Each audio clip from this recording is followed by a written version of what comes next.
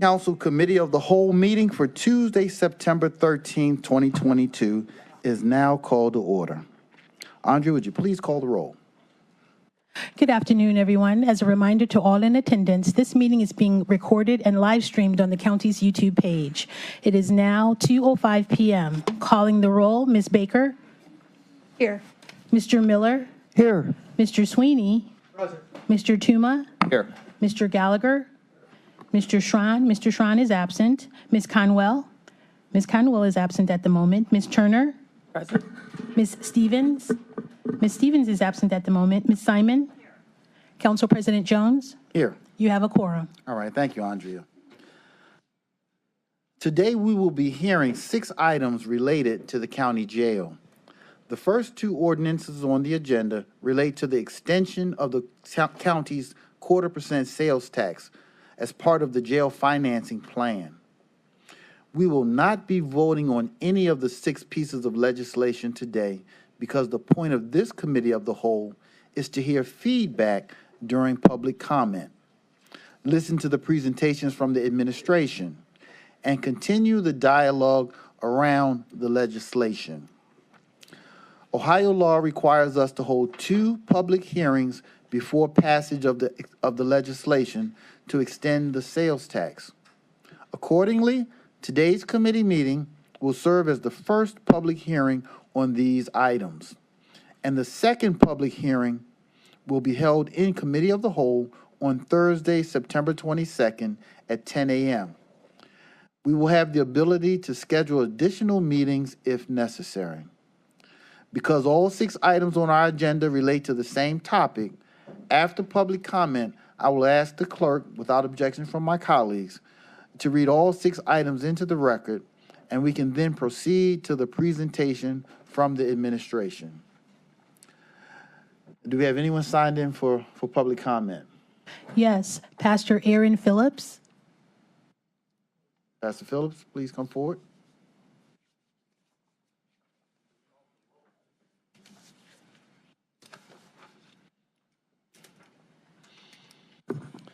Good afternoon, Mr. President, to the council.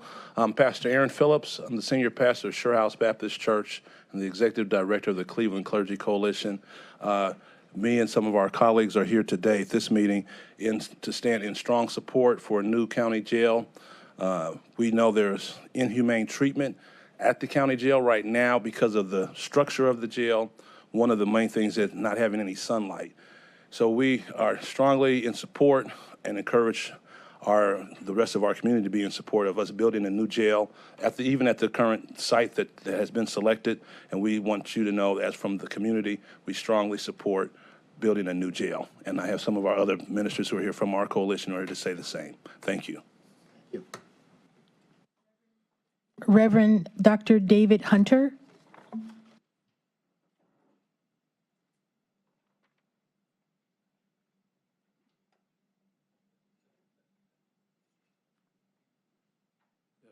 President Council, to all the council members, I'm coming on behalf of support for the new jail. I passed a Bright Star, 13028 Shaw Avenue, and I visited the jail many times that I don't like to visit there, but I've had to visit there. And I do think you need a facility that is accommodating the new time that we live in and the many things that we need to make it safe for the inmates that are there are not present in the present situation. And when I visit inmates there, the deplorable conditions that I've seen there, and they have to stay there. And the only joy that I have there that I'm coming out when I go in there to visit. If I had to be there, I think it would be devastating. And so I would support building a new jail. Thank you. Reverend Dr. Vincent Stokes.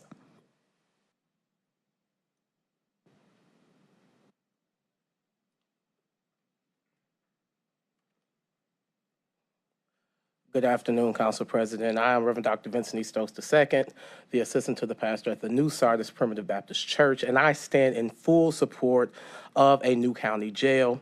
My life has been sculpted by 3 distinct institutions in the city of Cleveland, the New Sardis Primitive Baptist Church, which I've been a member of since I was 12 years old, the House of Wills Funeral Home, which is now defunct, but also the county jail. I was born on January 6th. My father went into the county jail on January 11th.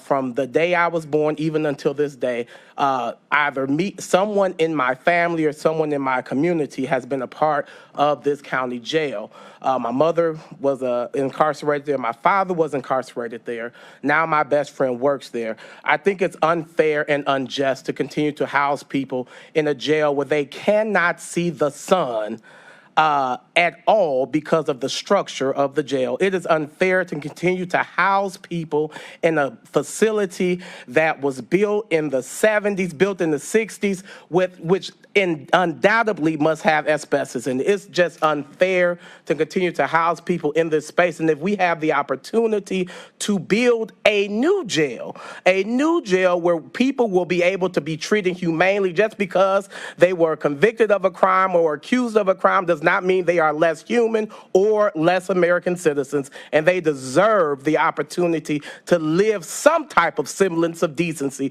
while they are incarcerated. Having been to the county jail my own self, having visited and been incarcerated there for a night, I stand firmly and say the greatest joy was to leave those bars and being able to go outside and see the sunshine. So I stand in full support of a new county jail on this new lot of land. Thank you.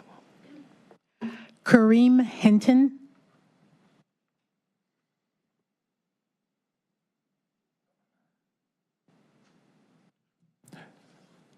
Afternoon, everyone. My name's Kareem Hinton. I'm with Black Lives Matter Cleveland.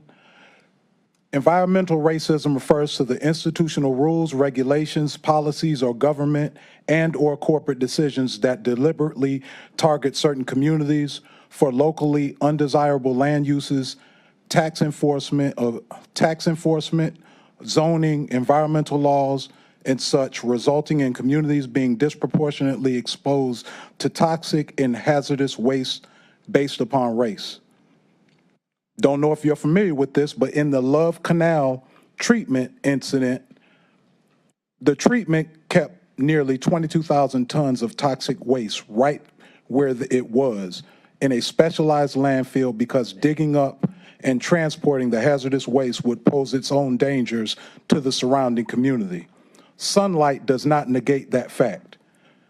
The results of this are pulmonary fibrosis, lung disease, leukemia, melanoma, both are cancerous, migraines, anemia, vertigo, birth defects, and a pretty building is not a cure for this.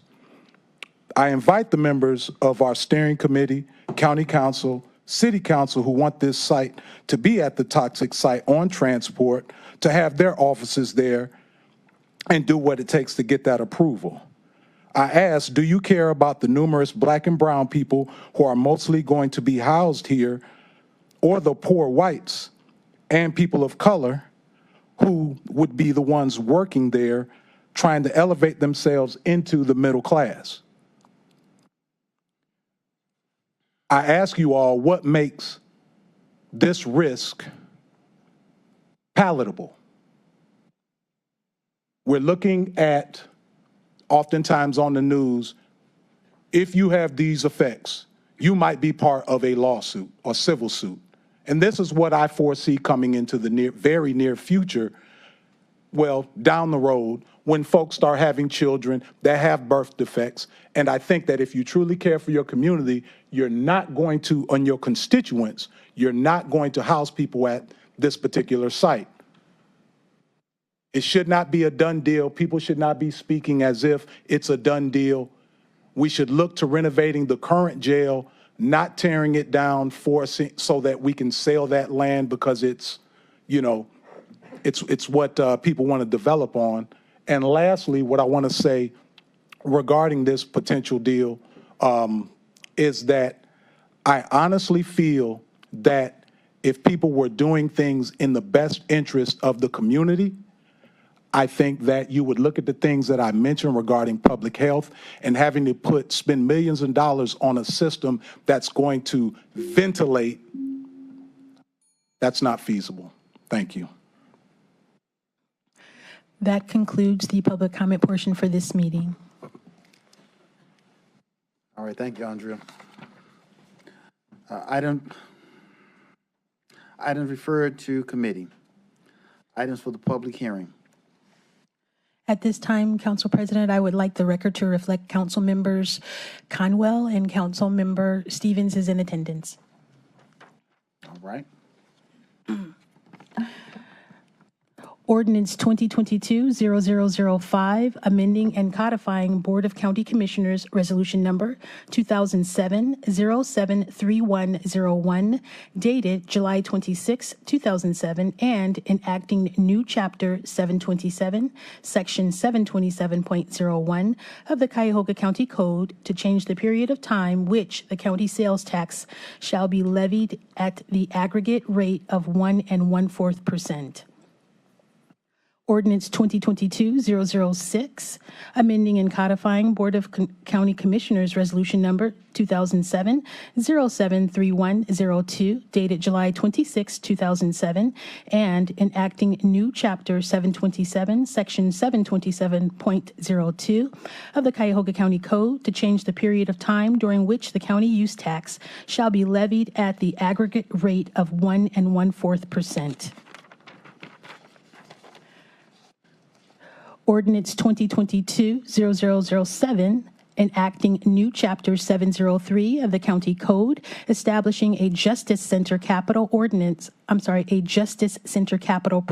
Fund in accordance with ORC Section 5705.13. Resolution 2022-0008, declaring official intent under U.S. Treasury regulations with respect to reimbursements from bond proceeds of temporary advances made for payments in connection with the development of a new county jail prior to issuance of bonds and related matters. Resolution 2022-0296, authorizing the county executive to accept assignment of a real estate purchase agreement as amended between the Greater Cleveland Community Improvement Corporation and Ohio Properties 2021 LLC in the amount not to exceed $6,407,000 for the purchase of certain parcels of land containing approximately 40.67 acres bounded by Interstate 77 to the east of Heitman Road to the south and west for various permanent parcel numbers, authorizing the assignment of said real estate purchase agreement as well. Resolution 2022-0297, authorizing a real estate purchase agreement with UTS Realty, LLC, in the amount not to exceed $20 million for the purchase of real property located at 2700 Transport Road in the city of Cleveland for various permanent parcel numbers.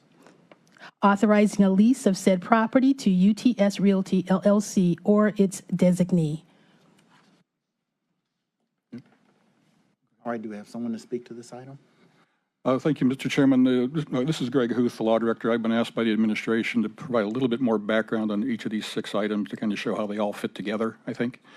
As Andrea said, the first 2 ordinances have to do with a sales tax that was first put in place by the county commissioners back in 2007, an additional 1/4%. At that time, it was set to expire in 2027. These ordinances, if approved, would extend both of these taxes for a continuing period of time, so the tax that's in place now would just continue. The next item, the Ordinance 0007, sets up a capital reserve fund so that it gives us the authority to segregate monies collected from that 1/4% tax to make sure it goes into and can be held for development of the jail and courthouse and to pay debt service, so that we can confirm that the tax will be used for that going forward. The next item is a resolution that's actually been kicking around for a while. It has to do with an IRS regulation. It's called a Declaration of Intent. It basically puts the bond market on notice that the county intends to issue debt at some point in the future for costs it's incurring now.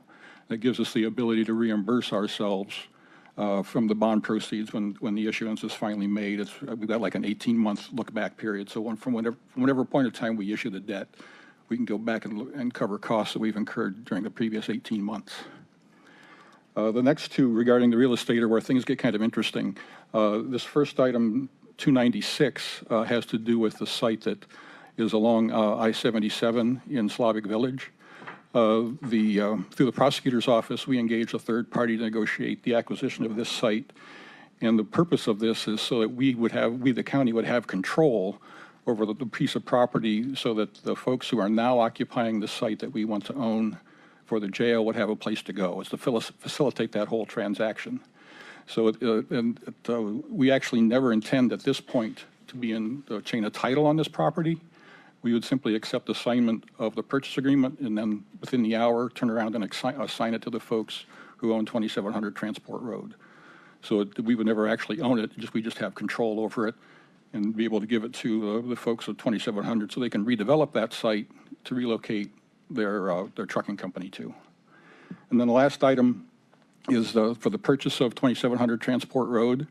It's, as you know, it's a $20 million deal. We've got a 90-day due diligence period in there so that we can continue to look at the property over the next 90 days, or, well, I should say from whatever 90 days from the date that the county executes the agreement. And then really during that 90 days, we have the ability to walk away for any reason if we don't want to move forward. There is a earnest money deposit of $250,000. 100,000 of that becomes non-refundable on day one. So that's the amount we would lose if we ended up walking away from the deal. And that's it. Yeah. Thank you, Greg. And council members, I'll just say this. We have a full calendar today. Greg gave out his full presentation, and we're going to ask questions. We'll look to do the same with our other presenters, give them the opportunity to present. And let's hold our questions, and we'll ask afterwards. And now, with that being said, go ahead, Yvonne. What's your question? Greg, could you just repeat, what was that money we have to pay even if we walk away? Was it 100,000? It's 100,000. If we would walk away for our own reasons, if the deal doesn't close because the seller would default for some reason, we'd get that 100,000 back. Okay. But, Thank you, Mr. Chair. I just have a very brief one. Councilman Sweeney? Thank you, Mr. President. Our law director, you mentioned it's 90 days from the execution of the agreement with the administration.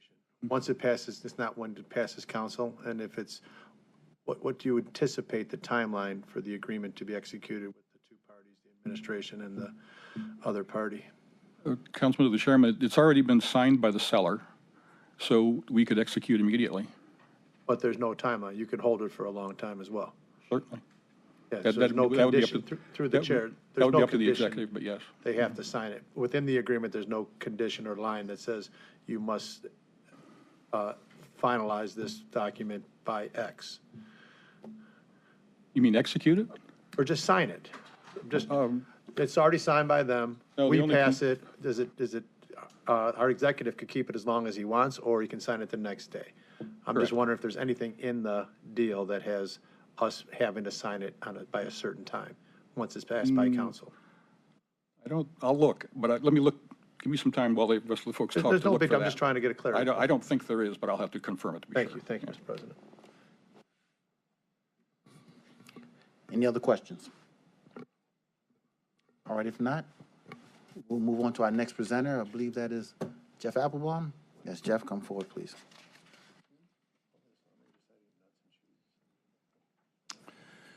Good afternoon. Yeah. And I know that you could have a lot of questions. This is a brief presentation. We will come back again and go into more detail at other times.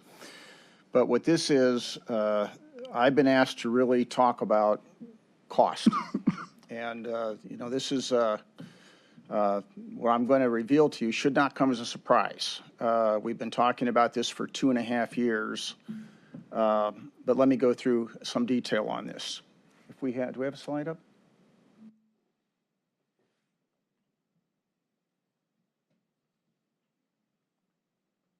And the next slide.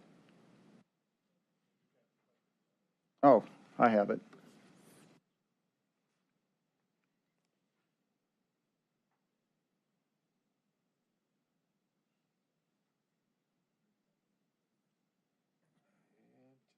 Click the green arrow. All right, I missed. Okay, I've got it. Thank you. So I want to begin just by a little bit of a review. So this process actually started, I mean, it started a long time ago, but the current version in front of the steering committee starts in 2019. And we work throughout 2019 and actually present a methodology, a process to get through this whole process in 2019 that would have had a jail completed in 2025. That's if we had started and moved forward deliberately without a lot of what you're all familiar with, which has occurred over the last few years, including COVID, but including some starts and stops with the process. We got to September, October of 2020, approximately 2 years ago today. And at that point in time, there was a program that was approved that was based on getting the jail population down through a number of techniques that you've heard about quite a bit.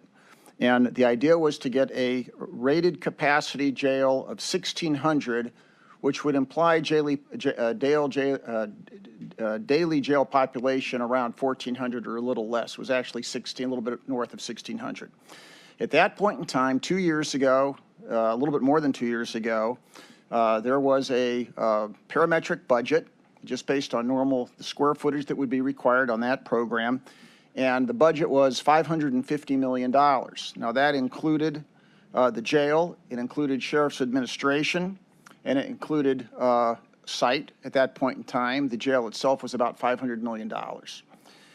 And at that point in time, and if Councilman Gallagher was here, he could tell you this. I don't know where he went, but with Mr. Budish here, at every single meeting, the one refrain was every month of delay in implementation has increased cost, because we are not only, worried about inflation month to month to month, but also the inability to assume more efficient operations. And every month that goes by, the cost will increase. Every month that goes by, the cost will increase. And I've even said it here to this council before in my past presentations. Well, since that time, 2 years has passed. What has occurred? Number one, we have had unprecedented cost escalation in the construction industry, and I'm going to give you that detail. And that's going to continue for the foreseeable future. I mean, that's not going away anytime soon. In fact, it's going to continue probably for years to come, given what is going on in the industry right now. Number two, jail population reduction efforts, while they've been ongoing, we have not achieved the target numbers that bring those numbers down yet. We still are at numbers that would not, if we opened today, would not permit a jail at 1,600. In fact, we would have more people than that entire population. We'd be off by several hundred. And number three, while we've had some program refinement, the design process has been suspended for many, many months, awaiting the decision as to what the site is, because you have to design to the specific site. Some good parts about the refinement. We've consolidated some functions, and that's good. We actually, I was going to say we've had a new sheriff. We've had two new sheriffs and have made progress in getting that program. Some of that's expanded, but it's more detailed. But that's all what has occurred in the last 2 years. But what's the real impact of all this? Well, before I go to the impact, let me first tell you about the plan, what we're trying to do going forward, because we have not given up on the idea of a smaller jail, because there are those who are involved in the steering committee and other folks who still will indicate that if we are just given more time, we can get the numbers down. And so we have a plan that would permit more time and a decision. So the idea would be this: assuming we go forward, and the determination is to do this new jail, and I understand there's some other steps that are still involved in some studies, but the plan would be to design for the 1,600-bed jail, the same jail that we've always talked about, with the core capable of up to 2,400. Same thing we've always talked about. But simultaneously, we would be designing an ad alternate. And there would also be a design presented where you could take that jail and build out more housing units to take it all the way up to the 1,904 count, which is what's currently indicated if we don't do well with jail reduction, or interim points in between.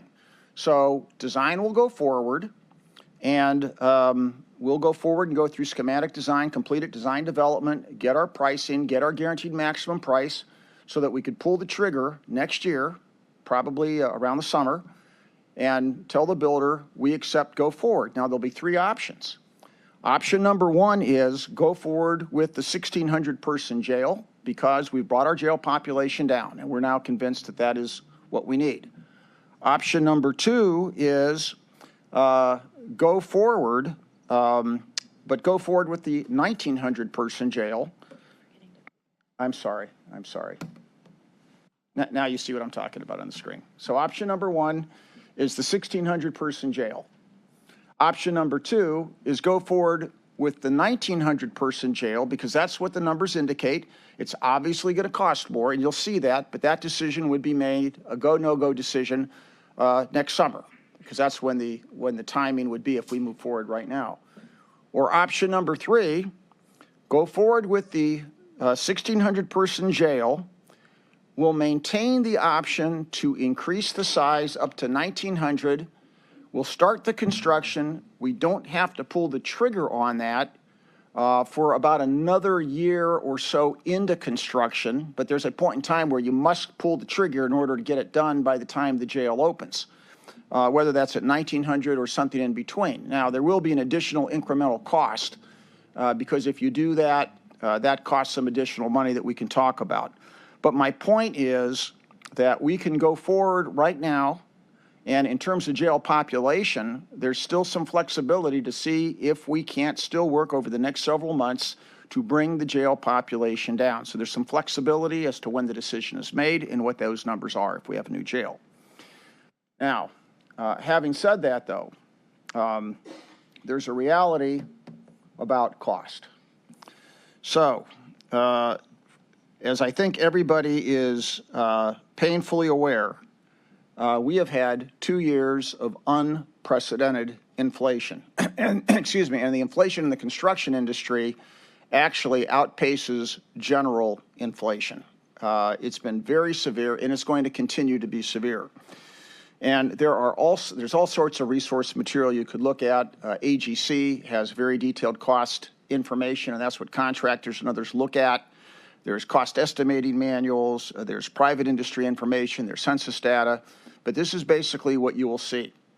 From the day that we gave that estimate back in October of 2020 to December of 2020, this is where that cost escalation really started. If you remember, there was sort of a COVID dip, and then we started to have supply chain issues and all sorts of issues. For that period alone, construction cost escalation was 5%. 2021, from January to December, was an extraordinarily bad year. In fact, before it was adjusted, there were a lot of numbers that were over 20% for that year alone. There's a range of numbers you can find from the industry, some private industry sources. The lowest you'll see is about 14.1%. AGC, which is the commonly used number, is about 19.6%, and there's plenty of information to say it's around that 19.6%. That's what happened with construction costs in 21. 22, from January to September, has actually also continued at a very high rate. Part of this was because of the Ukraine war and other things, supply chain disruption. But all told, these numbers are pretty extraordinary. And it's actually worse. And by the way, if I had HOK here, if I had DLR here, I've gone through this with them. If they were standing here, they would tell you exactly the same thing. The cost estimators would tell you exactly the same thing. In the jail industry, the numbers, if anything, are even worse than that. But what that tells you is that from the time we had that estimate, those construction costs have surged forward every month. And while we said that was a problem back at the beginning, it's even more of a problem because they've actually been at a much higher rate. And it's somewhere between 27 and 32% increase in what we were talking about 2 years ago. And the prediction right now is it will continue. Right now, the pace is about 8% per annum. And that pace is predicted to continue at about 8% per annum. If you go out to people who are estimating jail projects right now and components, they're using, for the foreseeable future, the number of 8% per annum. Can't predict whether that's going to come down. I actually don't think it's going to come down because we have not yet seen, especially in Northeast Ohio, the next surge that is labor. People are very busy. We have labor shortages. I think those numbers are going to stay relatively high, although I think if we can get this project moving it forward, I think we might be able to, control that over the next several months so it doesn't go higher. One key thing is this number doesn't come down. Even if inflation went to zero, this is all built in, at the numbers that we have right now. So that leads to where do we really stand right now just from a simple math exercise. And that is this. Based on the current program, and we still don't have site-specific design because we've stopped design for several months, and we still don't have the benefit of competitive pricing of actual design documents because the actual design documents haven't been prepared yet. We only have the, the conceptual drawings. But if we simply take the parametric cost estimating that everyone has and that was used before, and you simply adjust it for escalation that has occurred, your budget number, and assuming you're down at the low end of the population, you've now come up to about $700 million all in. And that's simply if you take the escalation and take the information that we've already had and escalate it and advance it a little bit, because obviously we're not going to start construction tomorrow. We still have to, go several months before we start. There's some factor for that. If you do not bring down the jail population, you may be up in the 750 range, because that's the difference in the what occurs with the additional 240 plus housing units that we're talking about from the original program to what could be a program right now if we are unsuccessful in bringing down jail population. I will also mention, by the way, if you build the bigger jail and don't bring down the jail population, you obviously also then on a going forward basis will have increased operational cost because the more people you have in the jail, the more staff you would need. And so that's another impact of this. Now, once again, it is certainly possible in the next several months that through continuing to look at programming, there can be some areas of reduction. But once again, what we don't want to do here is we have to build the essential jail with the essential quality and the caregiving that we've committed to. So this is, it is a reality, but it should not be a surprise. We've been talking about this for 2 years, and Mr. Gallagher, you weren't here when I started talking about this, but I'm sure you can confirm that this is something we've talked about every time we've met about how these costs will escalate, and this is where we are at right now. So, and by the way, if you did a renovation, any construction cost would be escalated. So you'd also escalate any plan for renovation, assuming one was possible, which you'll hear more about at another meeting. So that is the information I have right now. All right. So 1,600 bids, and you've gone from, what was the dollar amount? Well, the dollar amount, including the site and including Sheriff's Administration, the plug number right now is about $700 million. Maybe can bring it down, but that's really what the numbers indicate right now. And what was in our conscious over the last few months was 550 million. Well, two years, that number's that's back to October of 2020. And, we've been talking about the fact that, this would be escalated depending on what the time is. And, it's been out there the whole time. But now that you have to look at the numbers, and by the way, if we do this 4 months or 5 months from now, I can assure you the number will be higher by that 8% per annum number at least. Next, the 1,600 bids. That number is your target number. Tell us the role the state plays. Do you determine, do we as a county determine the number of bids, or does the state play a role? Well, ultimately, there comes a point in time where the state will have a say in that. Now, having said that, though, the state is certainly not going to have an objection to us designing with alternates for us to continue to watch and see what happens with the jail population. They just want to make sure that at the time this jail opens, that it is not undersized. And, you know, we don't have to pull the trigger initially until next summer, and then we can probably buy maybe another, up to maybe another 6 months to a year before we have to implement the addition. But that's realistically the time we have, because at that point in time, the state will say, all right, we've seen your options, we've seen your alternates, but now, you know, at this point, you have to proceed with the right size jail. So that's the kind of time we're talking about to really try to implement change here. Are there any questions? Councilman Miller. So, Mr. President, to Mr. Applebaum,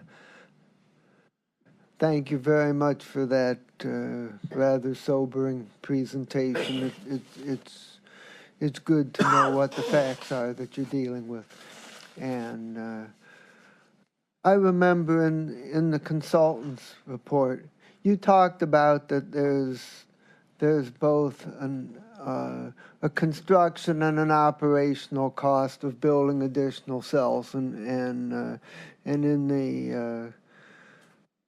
the consultant's report, you put a number on that, which, if my memory serves me right, was 1.3 million or so per cell for that included both the construction cost and a 30-year operation. And so what I would like to request is based on the additional construction cost and on the additional amounts that we're paying for staffing, as we've had to rapidly increase our compensation packages.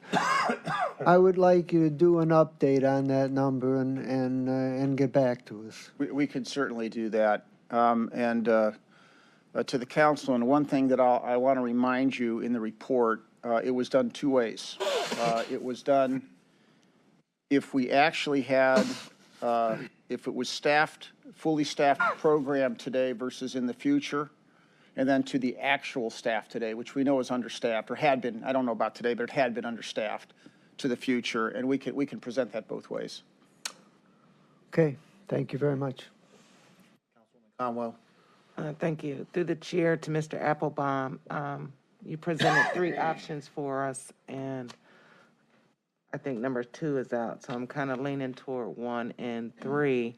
But if we went with option 3, how or would it impact the bond rating that we're going for? I don't know that any of this would have an impact on the bond rating. I could let Bob, Mr. France, speak to that. I can tell you this, that there would be an incremental additional cost, because what would happen is they would start construction as a 1,600, and then they would shift, you know, at a point in time, maybe up to a year later, and then continue and remobilize some pieces to continue building.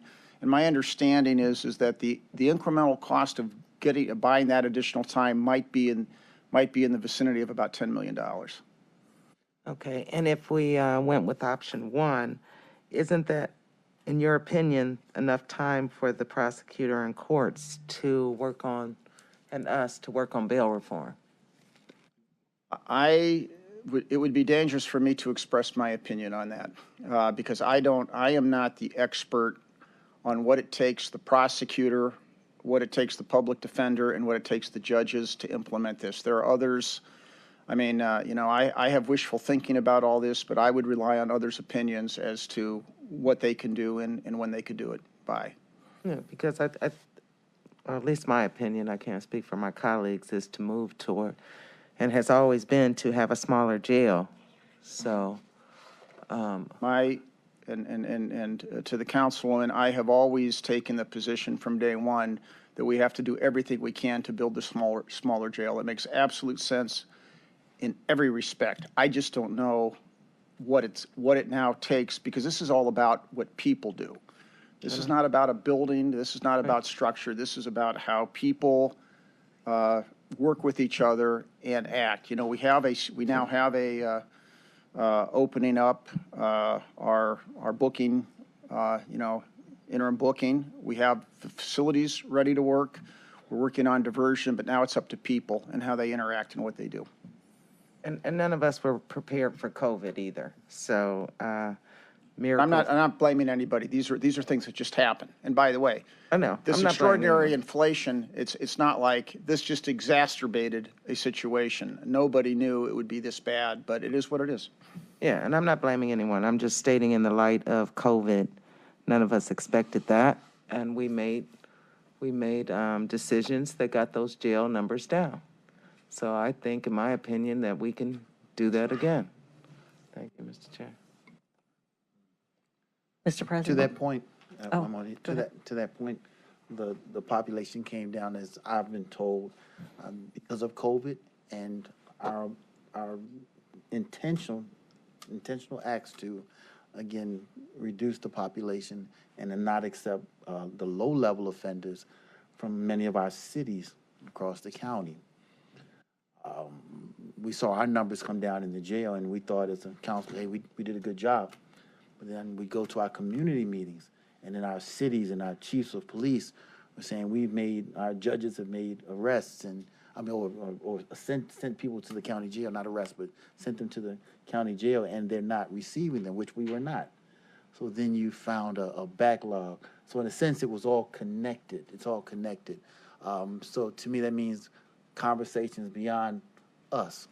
We certainly receive everyone that comes in, and that's our responsibility in the Justice Center, in the jail. It sounds like a bigger conversation beyond just us, for those who actually we don't send anyone into the jail, this body. So it's a bigger conversation as well. Councilwoman? Thank you, President. I don't know if I'm out of order, but I wanted just to address the Councilwoman's question about the population being down, that we did it before, we could do it again. I think that's the argument. But what happened during COVID was that the grand jury was dissolved. They were not indicting. Everything came to a halt, and violent offenders were on the street, and we were not addressing those offenders. As we sit here today, our jail is filled mostly with high-level felonies, as well as violent offenders.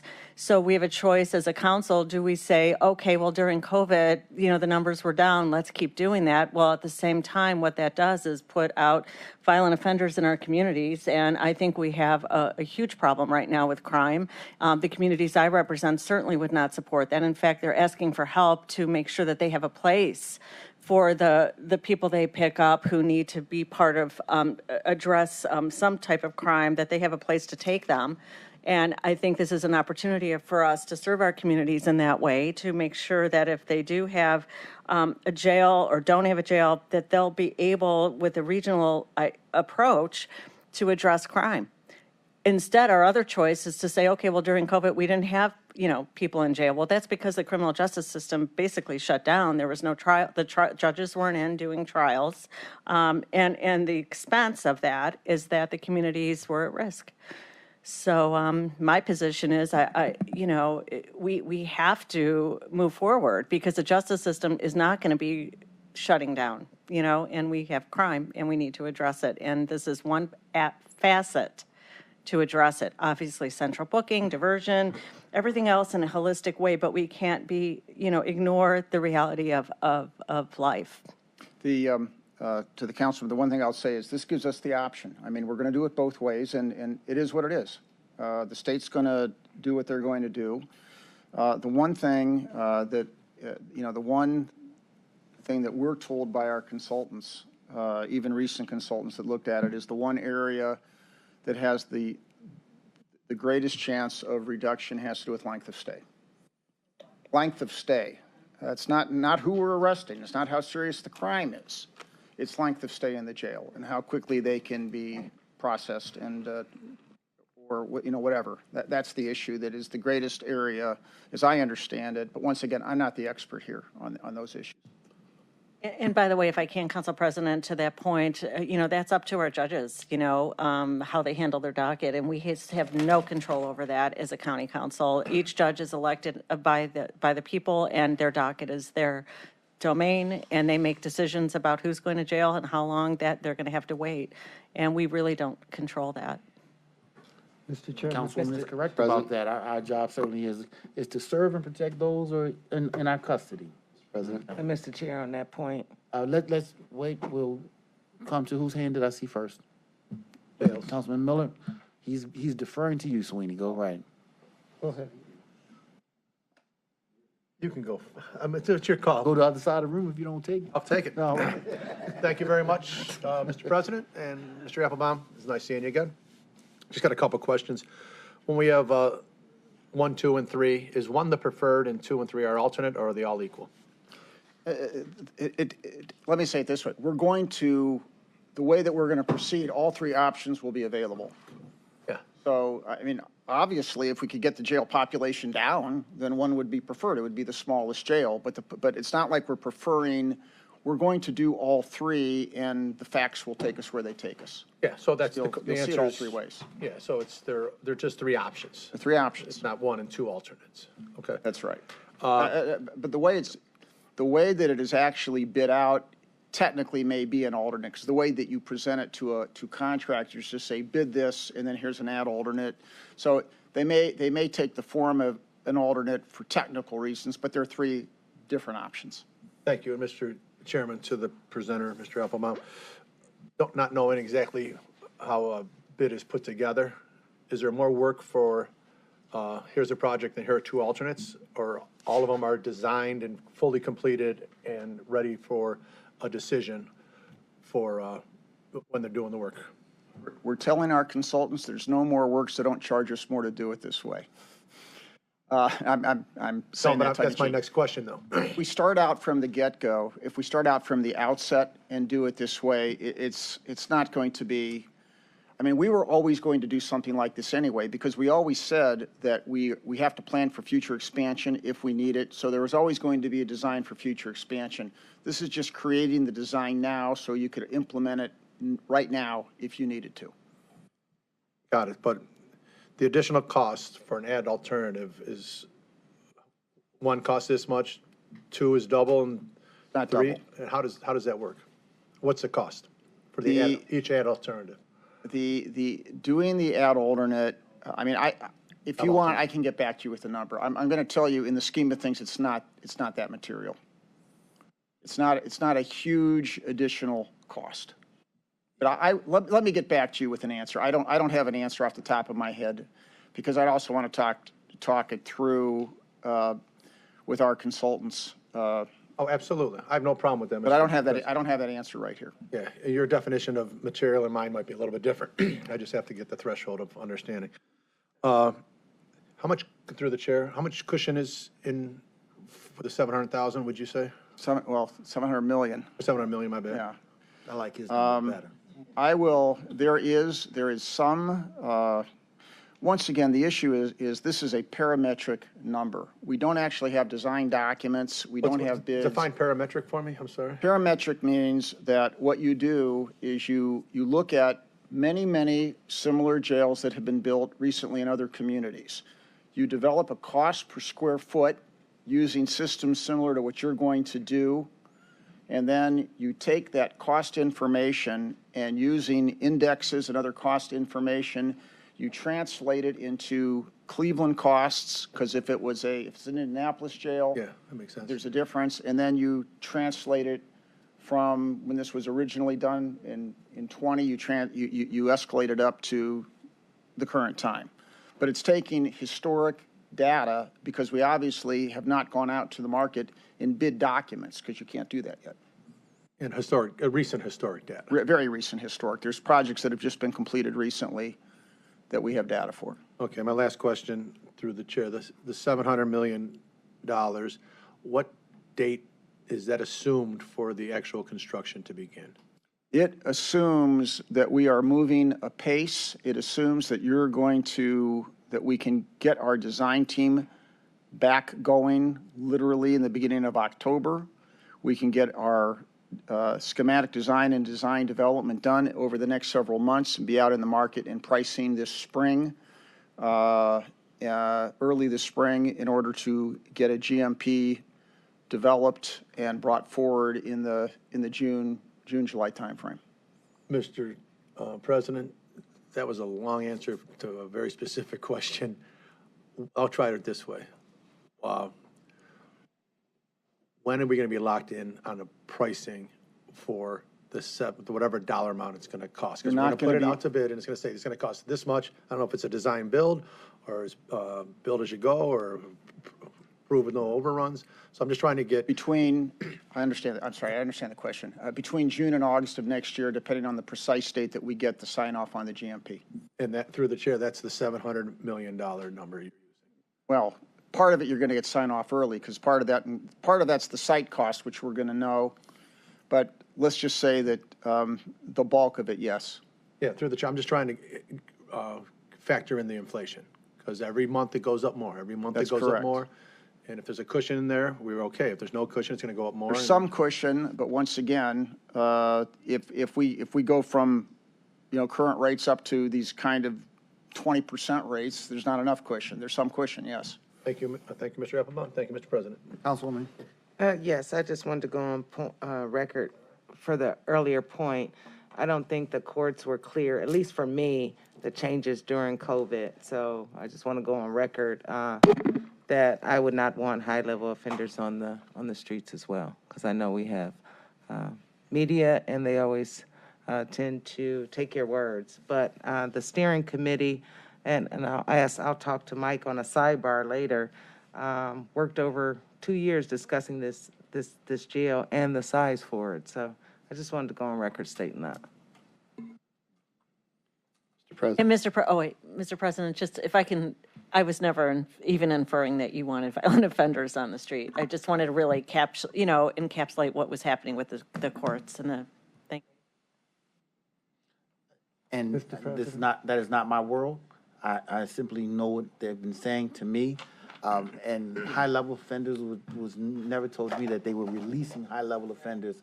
Low-level offenders, we were not accepting. We were forced to accept. We had to accept. Well, I'll just leave it simply. Low-level offenders were the ones we were not accepting, as was told to me, from the cities to the county jail. Mr. President, but the grand jury was dissolved, so there were no indictments of high-level felonies. So that's part of the reason why there were more violent offenders on the streets. It wasn't because we weren't accepting them, because there were no indictments. I mean, given the hook by Mr. Dever. Okay. All right. Just, obviously, we have a lengthy presentation. We wanted to get a lot of information out, but obviously, we're here to answer questions all the way through this, so. We have a hard cutoff, everyone, at 4:30. Mr. President? So, Councilman, are your questions for Jeff Applebaum? Yes. Jeff, come on back. Jeff, going to give you 2 more questions, but we're going to have a hard cutoff at 4:30. So we want to hear from everyone. Mr. President, to Mr. Applebaum, you said in response to Councilwoman Conwell's question, a rough estimate of the additional cost for option 3 might be around $10 million. And my question is whether that cost would operate regardless of how option 3 played out, or would that cost apply only if you had to make a mid-course correction and go for a larger jail size than was originally programmed? Thank you. And I'm going to look to Mr. Katz. My understanding is that the way this works is the budget that we are talking about, if in June we get a no-go decision on whatever the jail size is. So, for example, if in June it was, hey, we're going with 1,900 in June, then you're just going with 1,900, you're at the higher number.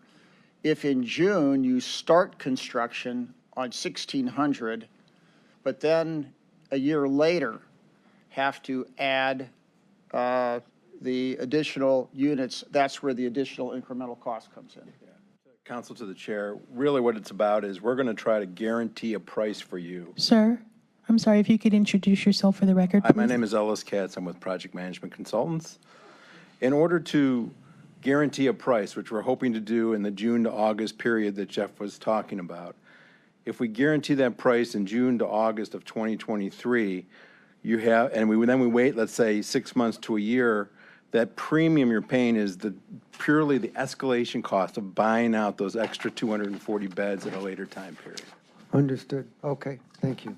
And to Mr. Applebaum, when's the next meeting of the Executive Steering Committee planned? And are there any actions that they have to take prior to when the council would take action on this legislation? So what we've been attempting to do, we have not yet announced, although you may see something even tomorrow, we have not yet announced the date of the next steering committee because we have been attempting to thread the needle. What the steering committee wants to see are the following things, and there's 3 things. And 2 of them are there. One is all the final environmental information. You'll hear more about that today, but that's done. What the deal is on the property, the proposed deal, and that is done. But the third piece is this third-party study. What certain members of the steering committee have said is that they want not only to have that study, they want time to be able to examine and look at the study before we schedule the steering committee meeting, because that's what they need in order to vote. So right now, timing, why don't you? Yeah, we're going to be putting recommended times out to the steering committee, but we hope to have it towards the end of this month, early into October. So very, very soon, within the next few. And the expectation is that we wouldn't vote until after the steering committee votes. Is that correct? Ultimately, yes. Okay. And Mr. President, just a couple comments on what Ms. Simon had said earlier. I acknowledge that during COVID-19 there were special circumstances that are not fully able to be replicated. But it's also the fact that when we had the lower jail population during COVID-19, there's no evidence that led to a higher crime rate. It was more problems related to the stresses of COVID-19 that increased the crime rate later. The other thing is that regarding the comment about the county council can't do anything about the jail population, well, perhaps not individually, but what I think we need and we haven't achieved yet is that there are a very large number of players that are relevant to this process, and we need a high level of commitment and intentionality on behalf of all of them that we're going to get the jail population down, and if that level of commitment and action occurred, well, then we can make progress, and we have tools to work with, and it's been done in other communities. Thank you. Mr. President, if I may.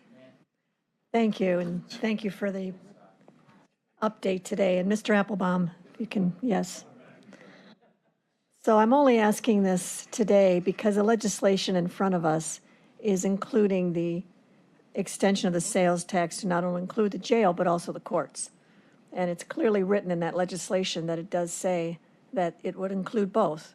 So how can we possibly move forward on this jail without considering what the new court is going to cost us? And complicated by that is not having the jail study that was asked by those that thought that perhaps the tower can still be salvaged for the jail. How, we're working in a silo again in these 2 large facilities, and I understand the complexities of both and the difficulty of both, but still, how can we move forward on one without having some definite answers on the other? I would I would make two comments on that. Number one, my understanding is that before you take any final vote, you will have that study. Now, if that study says you can and ought to renovate the jails, and that's what you should do, I think that could influence your thinking, depending on what it says, how it says it. I will be surprised, but we'll see what that says. So that's on that point. So you will have that answer. In terms of what to do about the court tower, obviously we have a lot of work to do, and there's no question about it, on the court tower. Unlike the jail, there may be renovation options that may exist that are still in the picture and are being explored. There is the question as to, there's certain things with the jail and the jail population you just can't compromise. There's certain things with a population in a court and offices that you can do things and you can be creative, and we're going to have to see what those are.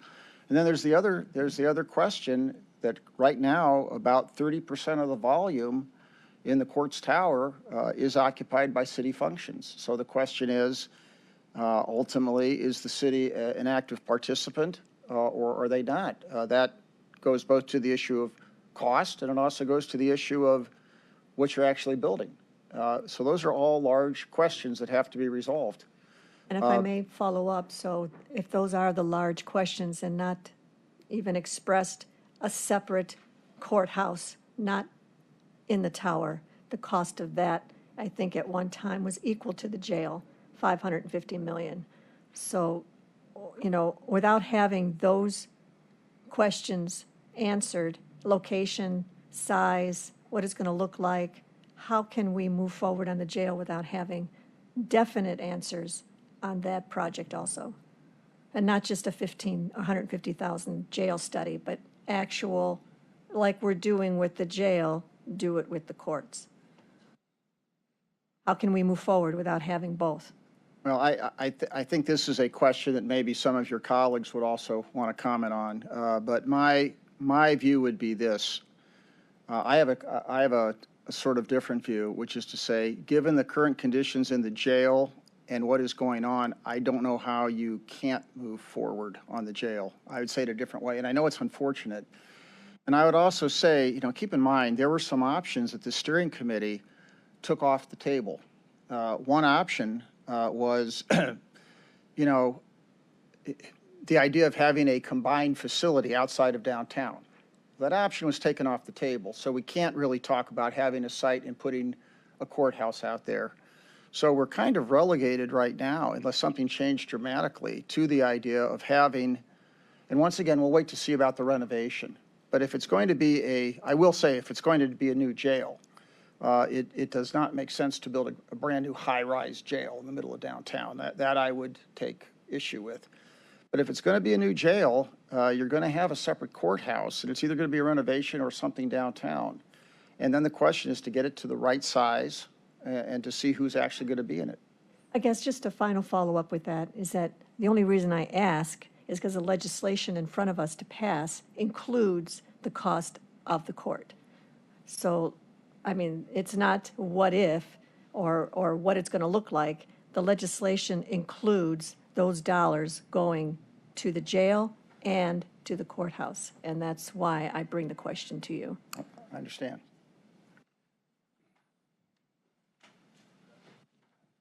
You want to clarify in terms of the cost of the jail being in the legislation today? I would say that the reason why is we started this process as a large process, including the whole Justice Center complex, as Mr. Applebaum has alluded to. There was a decision that there was going to be a jail built by the steering committee off-site, away from downtown. I know we're going through this assessment now. We will have those results for you before you make a final decision as a body here. But as for the 0.25% sales tax, I'll let Bob France and Mike Chambers come up and speak about it. But we wanted to develop a fund for dollars to be utilized for both the jail and then for the courthouse. So, and then the key point that Mr. Applebaum just brought up too is about the 30% of the facility is occupied by the city of Cleveland. So that decision is yet to come, and hopefully we're going to be knee-deep in it this fall. Mr. President? Right. Were you going to present, shared everything you'd like to share with us?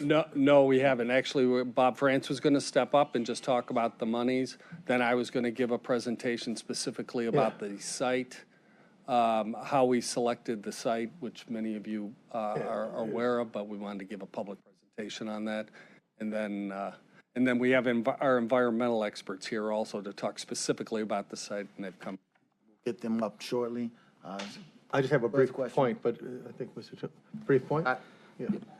Thank you. I appreciate that, Mr. Council President. So just a couple items here. I mean, I got to backtrack a little bit because I think I originally asked to speak about 20 minutes ago. So one of the things I think we have to be able to distinguish here as a council body is that, you know, we are charged with trying to find a site and location for a jail, a building, a physical structure. And I think some of the opposition or some of the pushback we're getting from some people with agendas are trying to muddy the waters with social justice issues, and social justice issues need to be a component of the jail, but it should be one of many factors that we look at. I mean, we all have an obligation as public officials to ensure that our constituents and our society, our community, looks at social justice reform and addresses social justice issues. But as a legislative body and as a body that, as we are set up currently, our job is to try to find a site for a jail, make sure that the design is okay, make sure that it's the cost is going to be something that we can accept and approve based on information that we have, make sure those environmental standards are met. Again, you know, we're getting a lot of this stuff about jail size. We should have options, but you know, society and time changes over a number of years, and what once was, you know, the norm years ago might not be the norm 20 years from now. And those, you know, yelling the loudest about some of these reforms and bail reforms are sitting right on the steering committee, and I haven't seen much evidence of them, those individuals, taking any actual action towards bail reform or social justice issues in the last 2 years. I mean, we had reductions in jail because of COVID, as Ms. Simon pointed out, because we dissolved grand juries in some instances. But since that time, the numbers keep going up. So if anybody has issues with social justice and bail reform, they need to look at themselves in the mirror and start taking some action if they're serious about it. They can do it. Judges are out there, they can do it. Prosecutors are out there, they can do it. We are a legislative body, and that's our job, and we're trying to perform our job. That's to find a jail site, make sure the jail site is adequate for whatever need is required, and that's why we're trying to rely on experts. That's why we have experts. That's why we have designers. That's why we have construction experts. That's why we have people talking about environmentalism. You know, of course we don't want to go forward on a jail site where there's environmental hazards. I mean, who would want to do that? You think we want to be sued 20 years from now? We don't want to be sued 20 years from now. That's ridiculous to anybody insinuate that we would want somebody to be at a jail site and face environmental risks and a danger to themselves. That's an absurd argument, and I think we need to start focusing on what we need to focus on, and that's on the physicality, the building of the jail itself. Thank you. Councilman Sweeney? That was so good, I'm going to relinquish my question. So good, Scott. Thank you. Mike Gallagher? Awesome. Mike Gallagher, and then Meredith Turner. Mr. Applebaum. For the council and those in attendance, we did these binders on everything that we've done. And actually, last week I had at our expense these binders recopied and sent to the two executive candidates who seemingly have opinions without information. So now they have information, so it'll be interesting to see what comes out of their mouths now. Because in the end, we don't build this jail now. They're going to have to build it later. And I'm not Nostradamus, but I was on the ERP, and I was on this. We are sitting here today exactly where I predicted we'd be 2 years ago.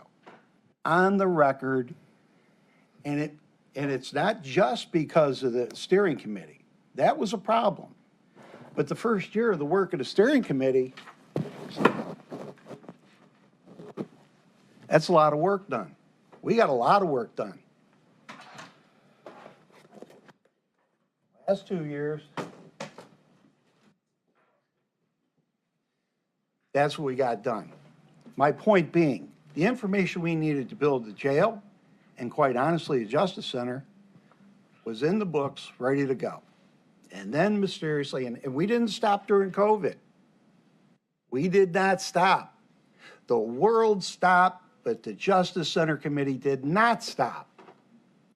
I heard that as an argument. Anybody that brings that up as an argument, and a friend of mine always said, never call anybody a liar. They're a damn liar. Because I went to every meeting. I was on every Zoom. I've been at everything. I know more about jails than I ever want to know about. You're not going to pull any wool over my eyes. The past 2 years, some wool's been pulled. The council's been put on their back heels. We're trying to do the right thing. People on the Justice Center Committee that have voted to move forward on a jail have had concerns late in the game. We provided those things when the environmental, and it had to be done. They were told exactly what it was going to come up, and it came up exactly what we thought it was going to come up.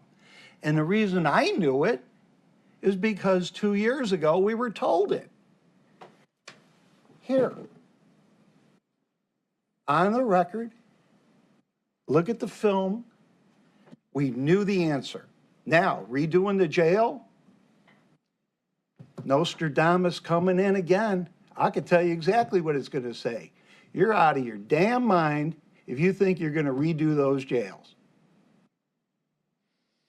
And anybody worried about social justice in Cuyahoga County, the state of Ohio, or the United States of America, it says that we don't need a new jail. And I don't want a new jail, but we have to build a new jail because I got elected to a position where I have to produce, and I took an oath to do it. I don't want to pay for it. I don't want to put it anywhere it doesn't necessarily have to be. So I got to make sure everything I vote on, I'm doing the right thing. And in the end, the only people that are going to be held to account are the people on this panel and that man sitting in that chair right now, and the two individuals that have these binders that are shooting their mouths off publicly about how much they know that they don't know, now they have no cause to say they don't have the information available. So we got tough decisions. The thing that jumped out at me today was, and I said it, Jeff, 2 years ago, it's going to cost us $750 million. The ERP, when they came out, $21 million. I said it's going to be $50 million in 5 years. It was damn close to $50 million for 80% of what we paid for in 6 or 7 years. If this isn't done now, council, executive, if it's not done now, the obfuscators are going to fade to black. And the sun's going to shine on us. And they're going to be pointing fingers at us. They're going to disappear. Absolutely disappear. And if I were them, I'd start now. I'd start now. They get the community all riled up about the toxic waste in the ground. We have example after example after example in Cuyahoga County, an urban county. You shut this project down because of this, you're shutting down urban development. Bye-bye, Cleveland. Bye-bye, Columbus. Bye-bye, Cincinnati. You got a problem with the suburbs now? You shut down urban development in the city of Cleveland, and that's exactly what's happening. They don't understand it, but that's exactly what they're doing. And now the cost has gone to $150 million more dollars. Eventually, somebody's going to realize that that's real money. I realize it. I'm not going to be around for this, and I understand that. But many of my younger colleagues are going to be around here, and they're going to be coming after you. I've said it before, and I'll say it again. We're the ones on the hot seats. We have to understand it. Now, Jeff, my concern and my question to you is, after a year of work or thereabouts, 16 months of work, did we have the information necessary to move on, to build a jail? Taking all the fluff and blustery away, were we prepared, had we needed to move on a jail? In my opinion, we have had the information we have needed for quite some time. That's my opinion. Okay. Well, I'm sorry to be passionate about this, but I've sat on my butt in these meetings for 3 years. And I was against that committee from the beginning, and I told Dan Brady when he put it together, and Dan did what he had to do. But we have people sitting on the committee, and my concern is this, that don't have skin in the game. Cleveland, this is 3 years in. We don't even know what they're doing. They're voting on our jail. That's not their jail. This isn't their $150 million extra dollars. As I said at previous meetings, when they wanted to go wait another 2 months, I said, great, give me $4 million. Their jaws hit the ground. They turn, they flee for the doors. They're not in this to win it. We are. We have to make decisions and pray to God that we're making the right decisions. And they have all this noise, stopping things and starting things and concerns about this, concerns about that, from the very individuals that have voted a year and a half ago to move forward on it. And I'm telling you that whenever we get that independent review, we know what's going to be in it. But if that took 2 months, that's $4 million, we're out. And those that they don't care. Nobody cares. So my point being is I think we need to put blinders on, earmuffs on, read what's in front of us, do the right thing, take the political hits if we have to, do what's necessary, because in the end, if we don't, down the road, it's going to be double. And as God is my witness, the federal government's, they're watching this now.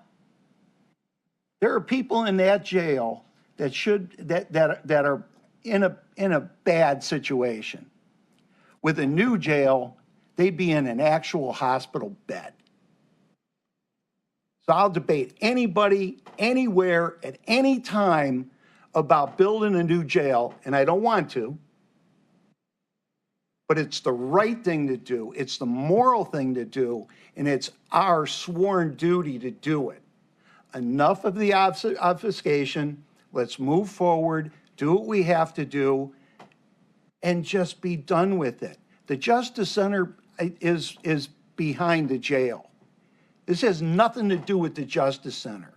And if you really want to talk about the Justice Center, the places that we need to concentrate on is the domestic court, which we were told almost day one by our experts that we hired, that we should listen to, where we actually, when I worked there, had a murder in the building, is the most dangerous court, and we don't do a goddamn thing about it.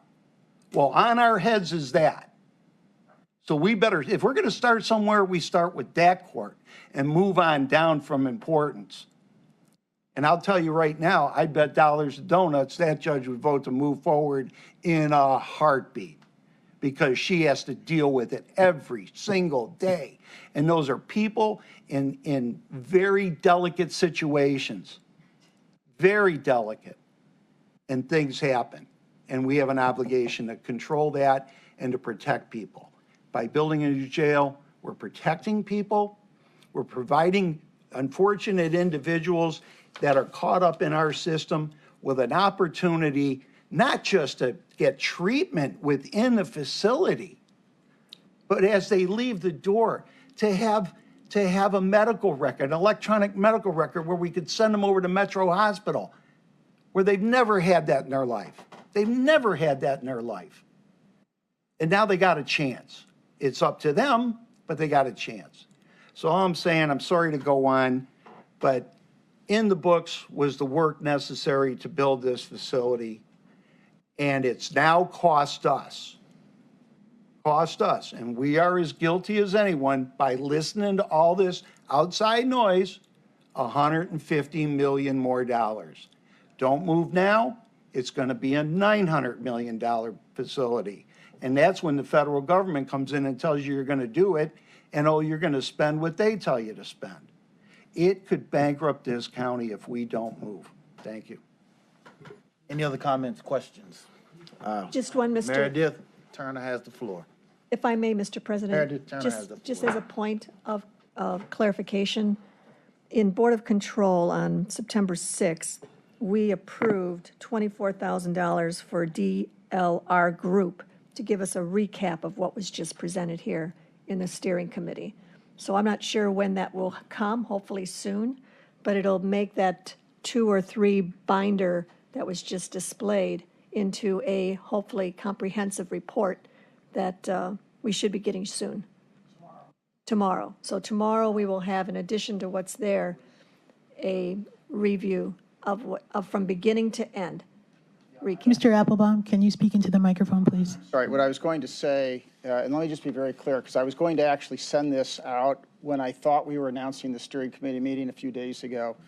So to be very clear, one of the things that we asked DLR to do, and this is very specific to the renovate versus build new decision. So rather than have to read through all of those books, and by the way, there's also information that DLR presented that's background. We asked DLR, among other things, to create a white paper that summarizes that. Now, there was more to the 24,000. They also had to meet with DLZ, and they've gone through interviews and other things. But there is a white paper that they did present, and I will send it to all the members of council, and I'll also send it to all the members of the steering committee tomorrow, because we do have it. And that is a recap of the process from beginning to end of the steering committee. That's what we were told in Board of Control. It's a recap of just the portion that deals with the decision to build new or renovate the jail. There's obviously a lot more to it. Okay. But because there's a lot of other stuff that went on in those steering committee meetings, but this is on the specific issue of build new or renovate. That's what it recaps. So DLR has met with DLZ, and DLZ will present us on the. DLR was interviewed by DLZ a couple of DLZ weeks will ago, I present to us believe. on the 22nd. DLZ, we haven't set that date yet, but we know that there's a further committee of the whole hearing scheduled for the 22nd. So depending on how things go today, but they will definitely present before you have a formal. All right, Meredith. Thank you, Mr. President. I obviously cannot duplicate the passion of my colleagues, Councilman Tuma or Gallagher. I have been reading assessments and studies that go back years. I have met with the prosecutor, the public defender, met with the administrative judge, and I'm doing my best to try to put all this into something sensible for the decision that I have to make. Last Friday, September 9th, I spent the whole day at the jail. I started my day with Sheriff Hammett, met many members of his leadership team, and then I proceeded to have my second tour of the jail. The first one, I would say, was more sanitized, and this one was, nothing was held back. I am scared and nervous about the state of our current jail. It is being held up on stilts. I could go into all of the violations that I witnessed. I can share horror stories from the inmates as well as the corrections officers about the state of the building, the physical structure. Obviously, there are some managerial and some leadership things that we can address. But not one person said to me, and again, I was there from 9 to 4:30 p.m., that they want to stay in that facility. That's not my opinion. These are the people that go there and work every day and the people who are incarcerated there. I even had lunch. I ate the same. I did, Councilwoman. I ate the lunch. And to her credit, Warden Henry and her staff ate lunch with me. And it was some meat substance. The green beans had zero flavor. It was some kind of pinto bean, Great Northern mix. That we did our best with that. The peaches were sour, and the bread was stale. And this Trinity, whoever the vendor is, they need to be fired immediately. And so anyway, I'm tardy to this party, but I felt like I needed to speak to the people that were impacted by these decisions the most. And so I'm going to continue to do my research and talk to folks. But I think that we really need to move forward. That's all I got. Thank you, Councilwoman. Any other questions, comments? All right, we're ready for the environmental. Actually, Bob France is going to give a brief presentation. Oh, all right. I think there's a presentation.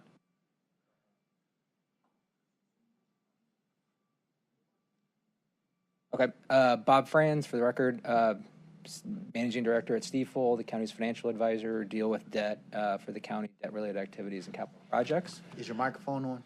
I believe so. Hold on. Is that better? It is. Okay, sorry about that. Before I go into this, it's a brief update, essentially, of what I've presented to the committee before. Granted, the numbers are different.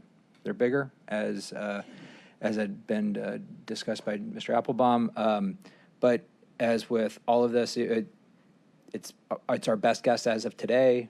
Interest rates are changing constantly. They're very volatile. So what you'll see is not only have the cost increased, interest rates have increased. I don't think that's a surprise. Inflation is impacting the bond market, borrowing rates as well. So I'll get into this and go over this briefly. From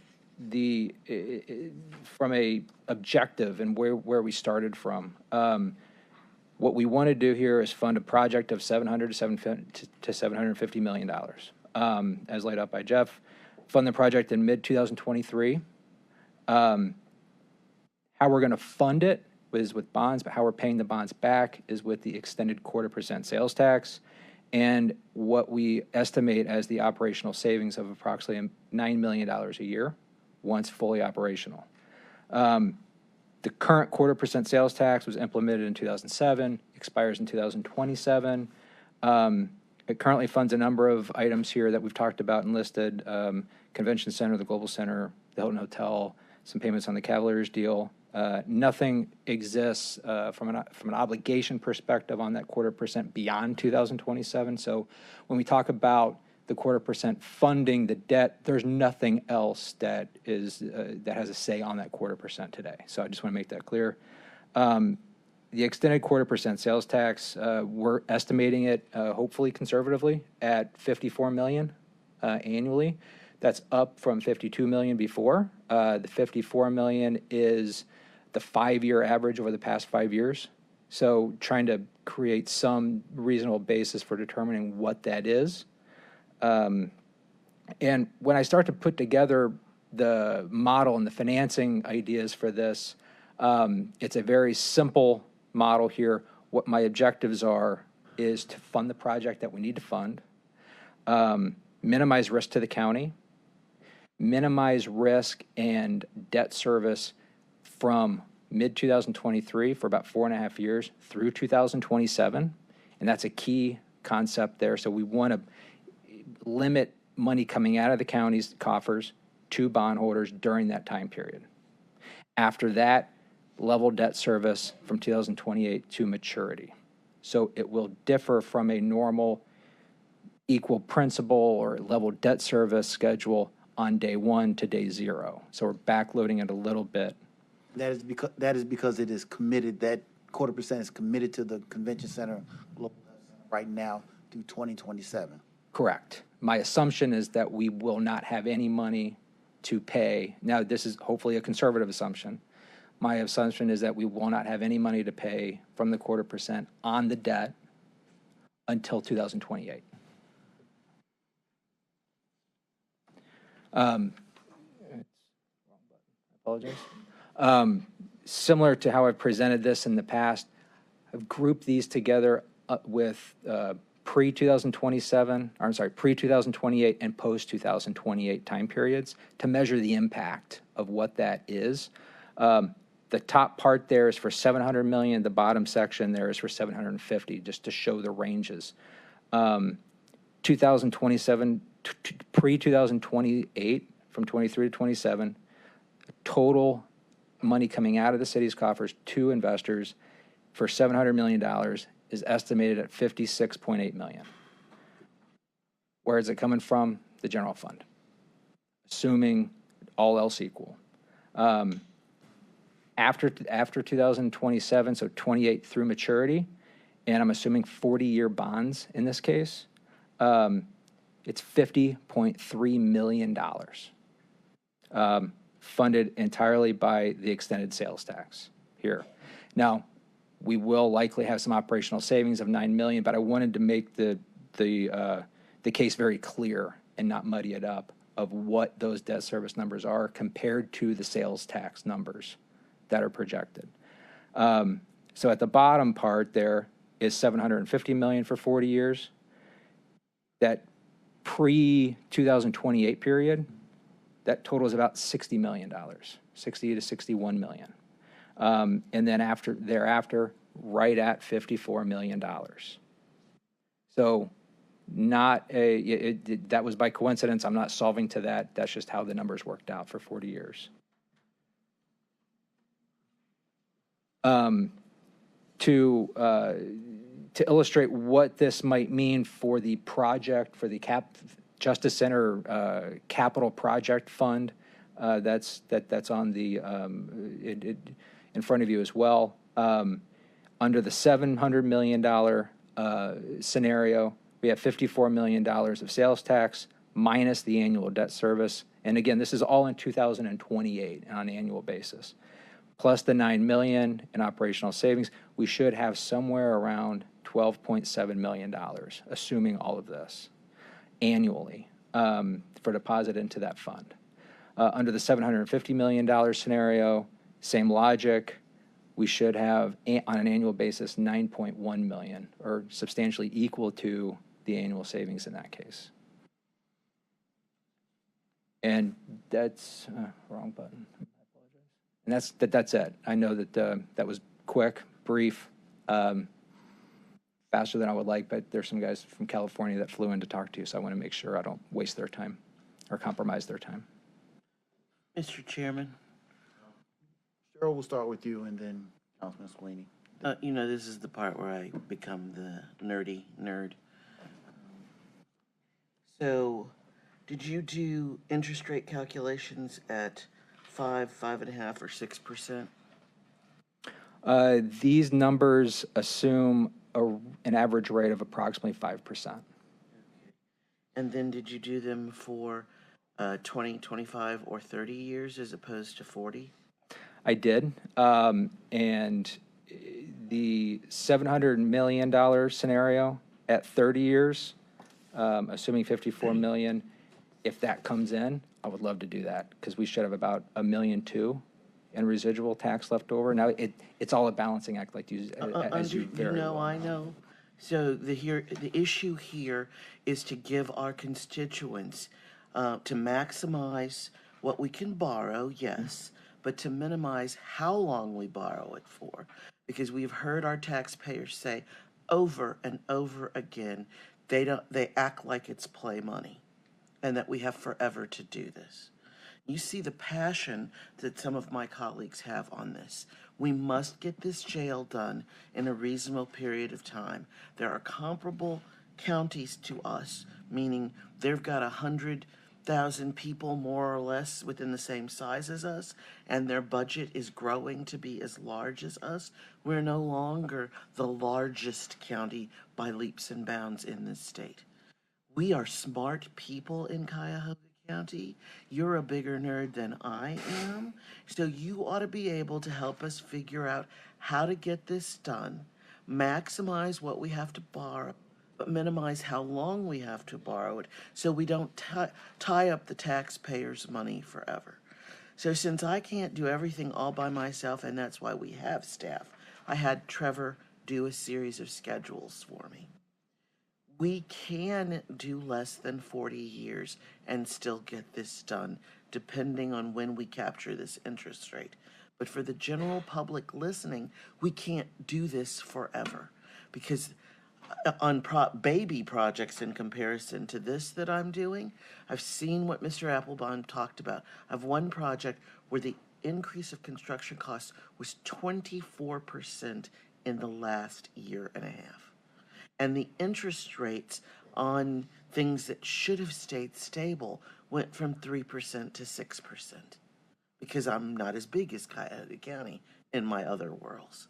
And so the reality here is we need to step it up, and we need to figure out what we can do, and we need to get it done. So are we talking about, did you say 5.5? 5%.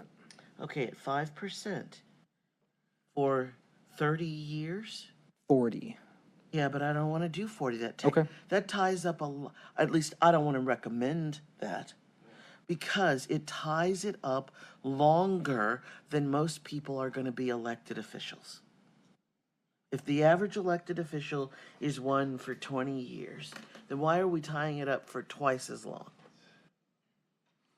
We should be able to be responsible for what we're doing. You heard my colleague, Mr. Gallagher, say he's going to retire sometime sooner or later.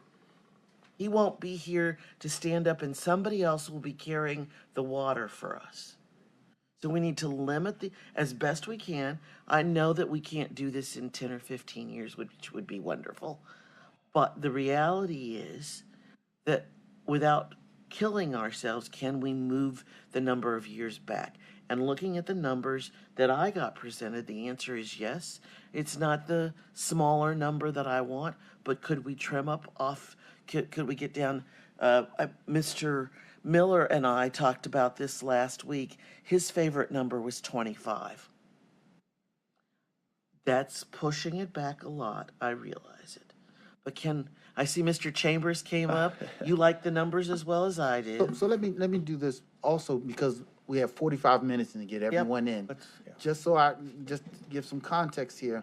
You were suggesting or recommending 40 years.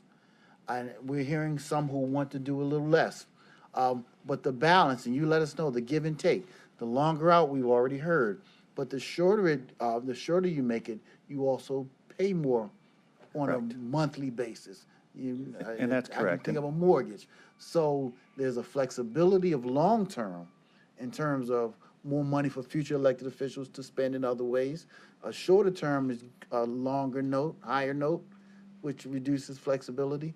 And we want, this body is looking to find the sweet spot, the balance between length of time and for other councils, future councils, and also the flexibility for future councils. Thank you, Mr. Chair. Mr. President? So with that, This is on point with this, yeah. So I don't know if it's been done or not, but as the councilwoman alluded to, are there any similar examples in similarly situated sized counties as far as how it was bonded out in the long run versus short run, years versus amounts? Is there anything to go back on and kind of see what we could do to see if there's something more along the lines of what the councilwoman is looking at? If I could just interject, because I know you have another. Mr. Chambers, for the record, if you could introduce yourself. Sure, Mike Chambers. I did vet several options with Bob, and one of the things we're trying to do is also maintain our general fund reserve. I mean, this 56 million is going to chew into our general fund reserve as well.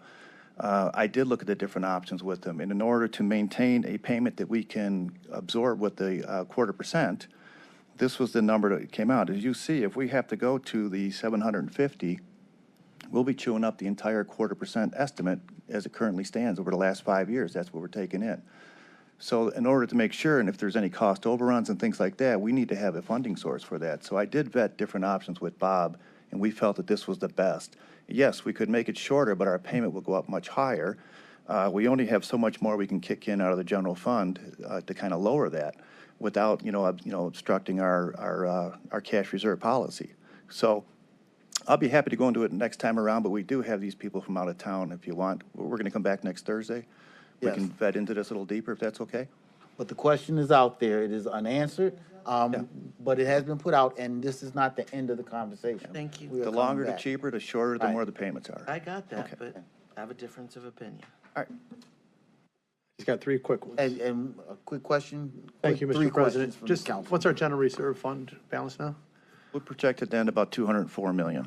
104, and then how much interest through the chair are we going to be paying on a 40-year? Let me hesitate though. It's about 125 million or so is our reserve.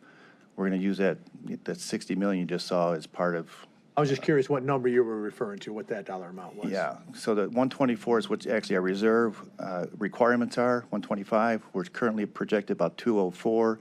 As you can see here, we're going to need about 56 to 60 million dollars over the next couple of years because this money doesn't kick in until 2028. Oh, yeah. We have to fund it over the next few years. And through the chair to whoever, how much interest are we going to pay over the 40 years?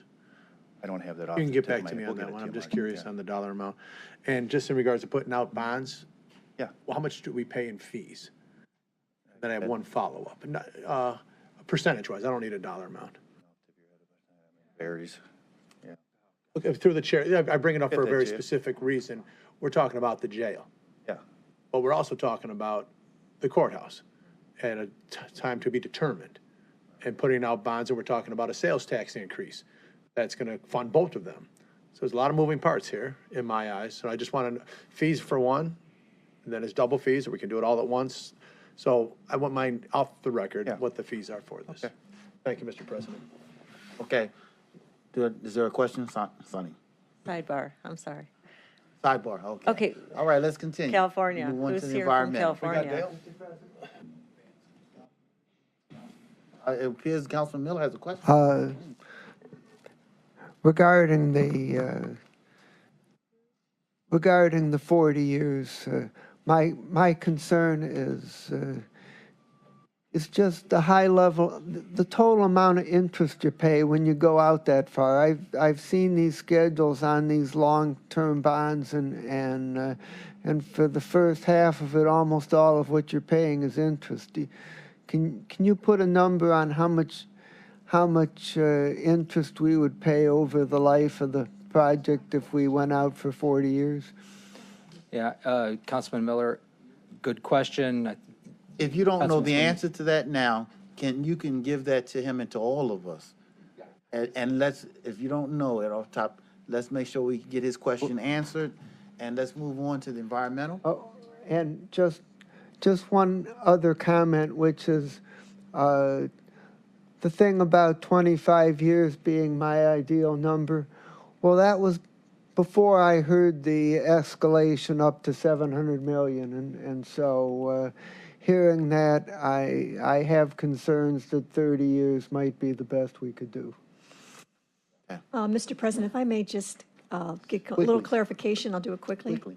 The 2028 money that's being put aside now, I guess we're talking about the courthouse, right?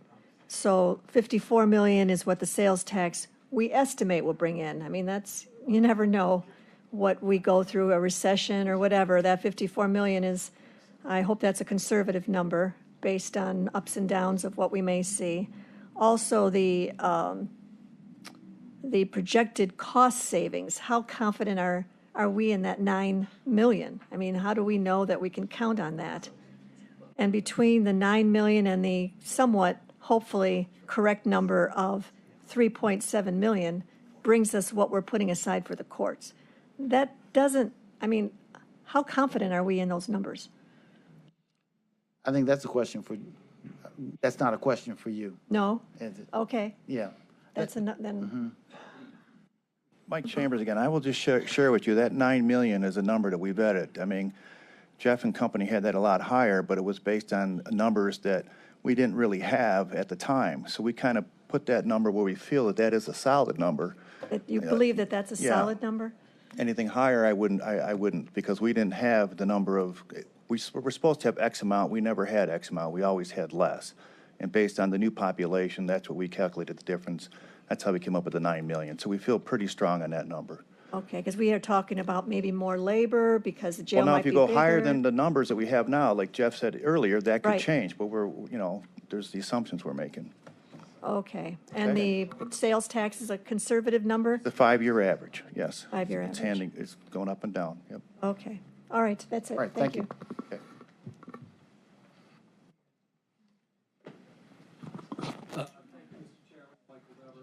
Thank you, Mr. Chairman. Michael Dever with Department of Public Works again. So I do have a presentation specific to how we got to the site, and I've shared with many of you in executive session of how we whittled this down from 28 sites to ultimately to the one that's before you today.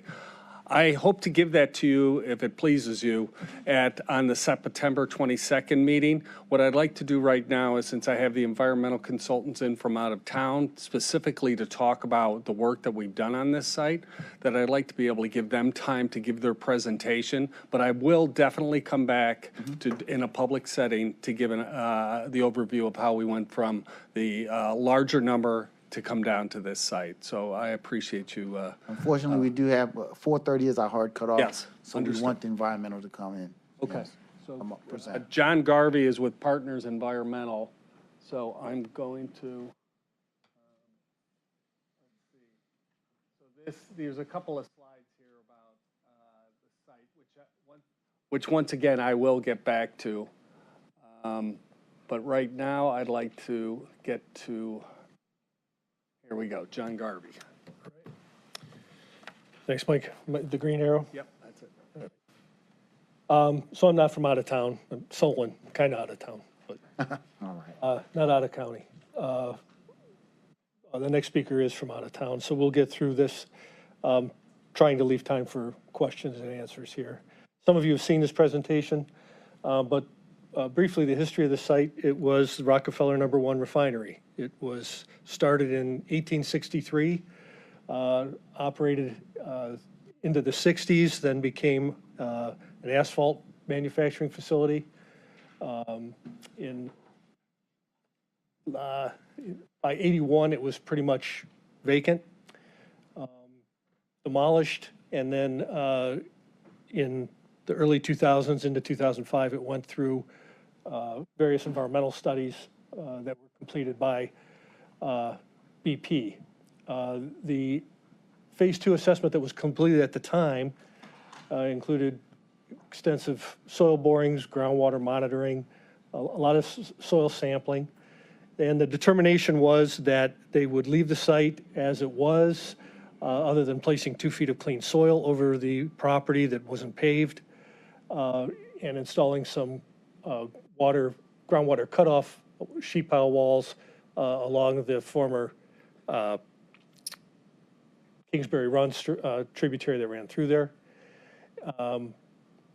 They did surface grading, installed some shallow storm sewers, and it was sold to the current occupant.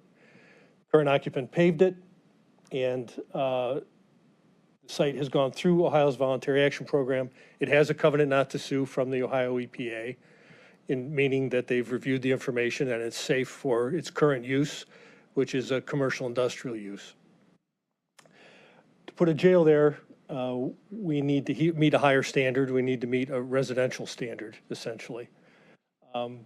So it's the Voluntary Action Program that's going to provide us, and the covenant not to sue from the state, that's going to provide us the level of certainty that we've had enough review from the agency to back up what I, as a certified professional, would be presenting. So the Voluntary Action Program includes a Phase 1 property assessment, research, determine the history, where things were, what are the concerns. The Phase 2 goes in and determines what the contaminants are. We then go through a risk assessment, determine what remedies are necessary, implement those remedies, at which point I can issue a no further action letter requesting a covenant not to sue from the state. The state then reviews, and if they're in agreement, they will provide the covenant not to sue. There's a whole lot of interaction between us and the state in that process. So it's not like we go through it, develop the study, and put it on the table. They're involved in the discussions and how we're going to perform our remedies throughout the process. So we went out, and because it has been 15 or 16 years since the last testing that was done out there, we went out and did an additional Phase 2 assessment, 21 additional borings, additional monitoring wells. We installed subslab vapor points in the existing building out there, and we conducted monitoring of the groundwater, soil gas, and tested the soil. Compared everything to the VAP standards, which are residential standards. And the results showed very few exceedances of any single chemical standard. The only exceedances we had of the single chemical standard were for benzene. Some of the exceedances were in groundwater, which is not a drinking water source, so they're really not applicable. The exceedances that are applicable include vapor migration to indoor air and vapors in a construction trench. We also found methane during the course of the project. We noticed indications of methane in the monitoring wells, went out and did studies to determine whether or not the methane was in fact there and at what levels. So these are the single chemical exceedances. We also had what's called total petroleum hydrocarbons. That basically is just everything that is petroleum. It's not broken down into a single chemical, but there is a standard for the total petroleum hydrocarbons under the Voluntary Action Program as well. So we had a couple exceedances of that TPH number and a few exceedances of benzene. These are probably not legible, but these are the methane results. Essentially, we found methane widespread in the monitoring wells, in the soil gas points, in the subslab vapor points. We did not find methane in the building or in the catch basins for the shallow storm sewers at the site. So what do we do to make this meet residential standards? It's a formality, but we have to place a groundwater use restriction on it. No one's going to drink the water. We put a land use restriction on it to make it restricted residential. And there'll be a building occupancy restriction in place until a new building is built and all of the proper engineering controls are in place. Engineering controls will include 2 feet of clean cover in areas that are not a hard surface, a pavement, concrete, asphalt, or a floor slab. A vapor mitigation system beneath the building that will address both the petroleum vapor concerns and the methane concerns, and ongoing indoor air monitoring to verify that those systems are functioning properly. A risk mitigation plan, which is a term under the Voluntary Action Program, will be developed for worker safety. So it will define what people need to do that are out there digging around, how they need to manage soil, manage groundwater, and protect their workers. This is kind of just a conceptual model of what it would look like with the 2 feet of clean cover, your hard surfaces, engineering controls, your subslab vapor mitigation system, and contaminants would remain at depth, but would not be a threat for exposure. So we have a few examples. This is the East Bank Flats. This site has a vapor mitigation system. It has 2 feet of clean cover. It has hardscape engineering controls. This site was the location of shipbuilding, a manufactured gas plant, some of the more concerning industrial historical uses.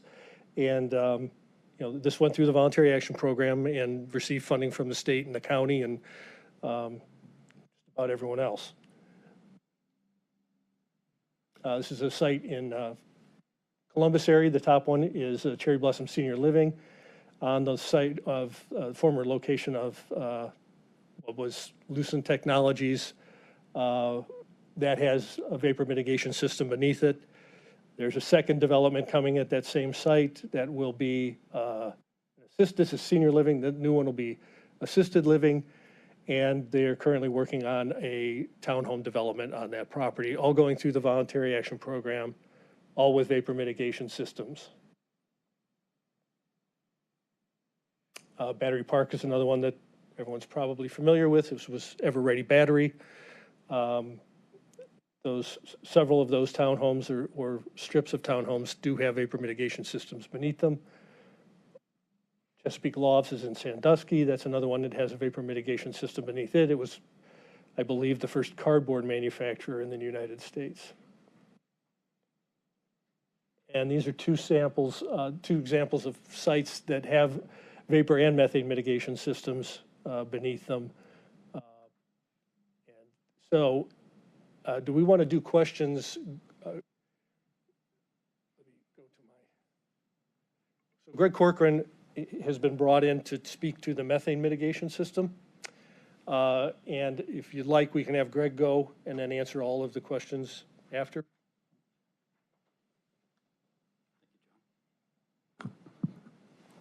Council President, council members, thank you for accommodating. I appreciate the time. My name is Greg Corcoran. I'm a senior principal engineer at Geosyntec. And yes, I am flown in from California with my colleague, Fabiana Arriaga. Specifically, I'm here to talk about methane mitigation. We see a lot of methane mitigation in California and other places. And what I wanted to share with you today is some of that experience and some of the means and methods to address methane on your site, similar to what we've seen in the past. So myself, I've been doing methane mitigation for 25 years, again, with Geosyntec Consultants, mostly on the design, construction, and then into the operation and maintenance of these types of facilities, some of which that I've been involved with have been going on for 22 plus years.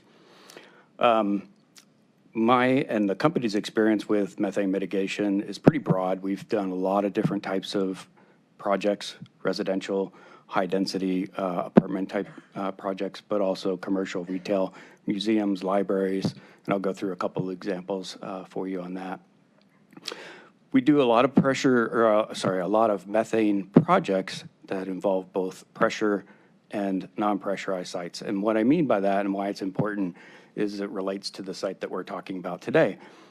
So a pressurized site is methane that's under pressure. So imagine if you had a balloon and you blew up that balloon, but instead of tying it off, you held your fingers and you let your fingers go, the air that was trapped in the balloon would rush out. That's the pressure driving that air out. Non-pressurized is similar to somebody with cologne or perfume that would walk into a building. Being across the other side of the building from them or in the other side of the room, you might not smell that, but if you're adjacent to them, you might smell their perfume or their cologne. So there's a difference in how methane moves around in the ground. For oil field sites, and that is oil production, not crude oil like this site where it's degrading over time, but in a production facility, that gas is under pressure. The same is true for like a landfill where methane is being generated and pressurized. That methane is wanting to move.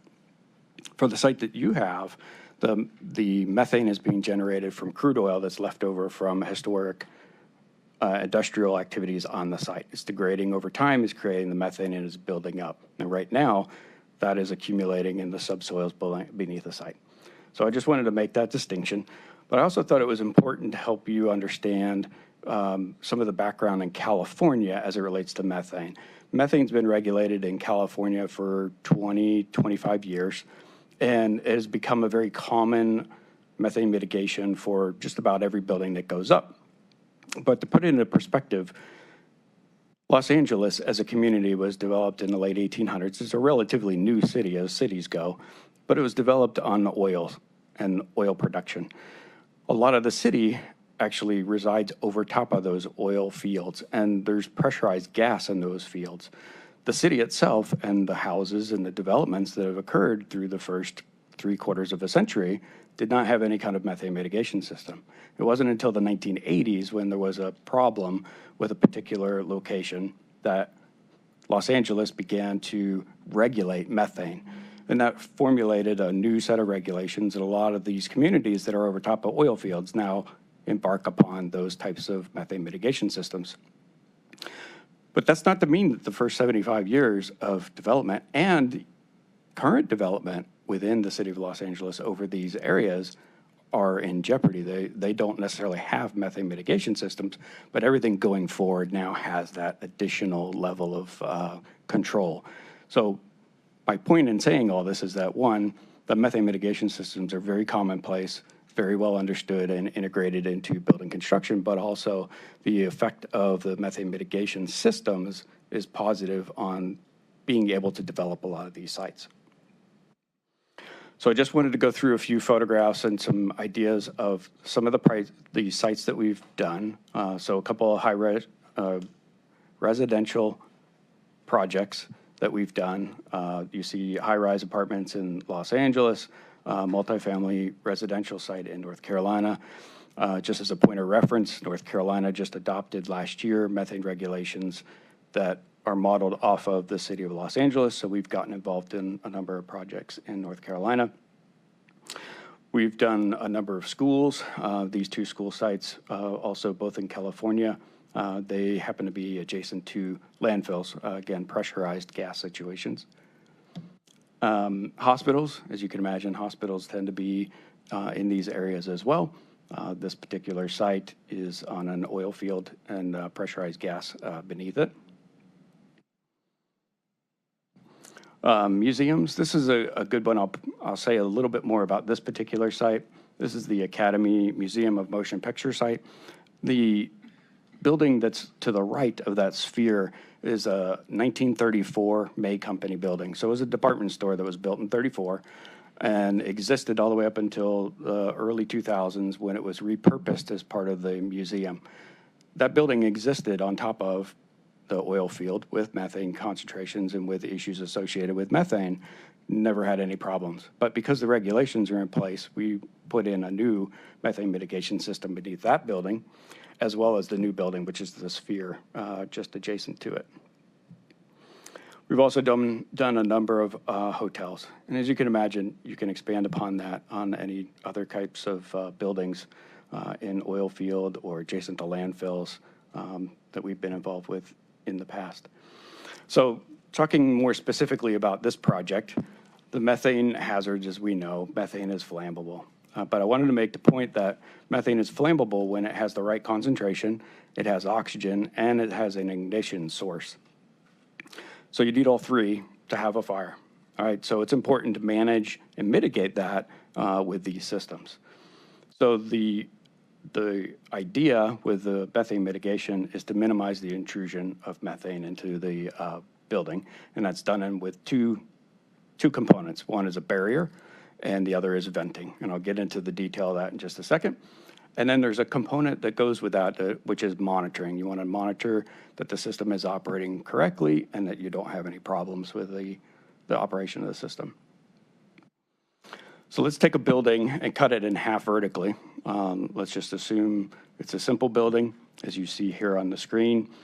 On the left side of the cartoon, I'll call it, you see the arrows coming out of the ground. In the current scenario, you've got methane being generated. If there was no building or pavement on the site, that methane would just go straight to the atmosphere, right? There would be nothing impeding it. It would just vent to the atmosphere. Now That's harmless to go into the atmosphere? At the levels that it's coming into the, that is coming out of the ground, yes. Once we put a building on top of it, we're essentially putting a lid on it, right? And then we trap methane. What we don't want to do is trap that methane underneath the building. So we put a venting layer beneath the building.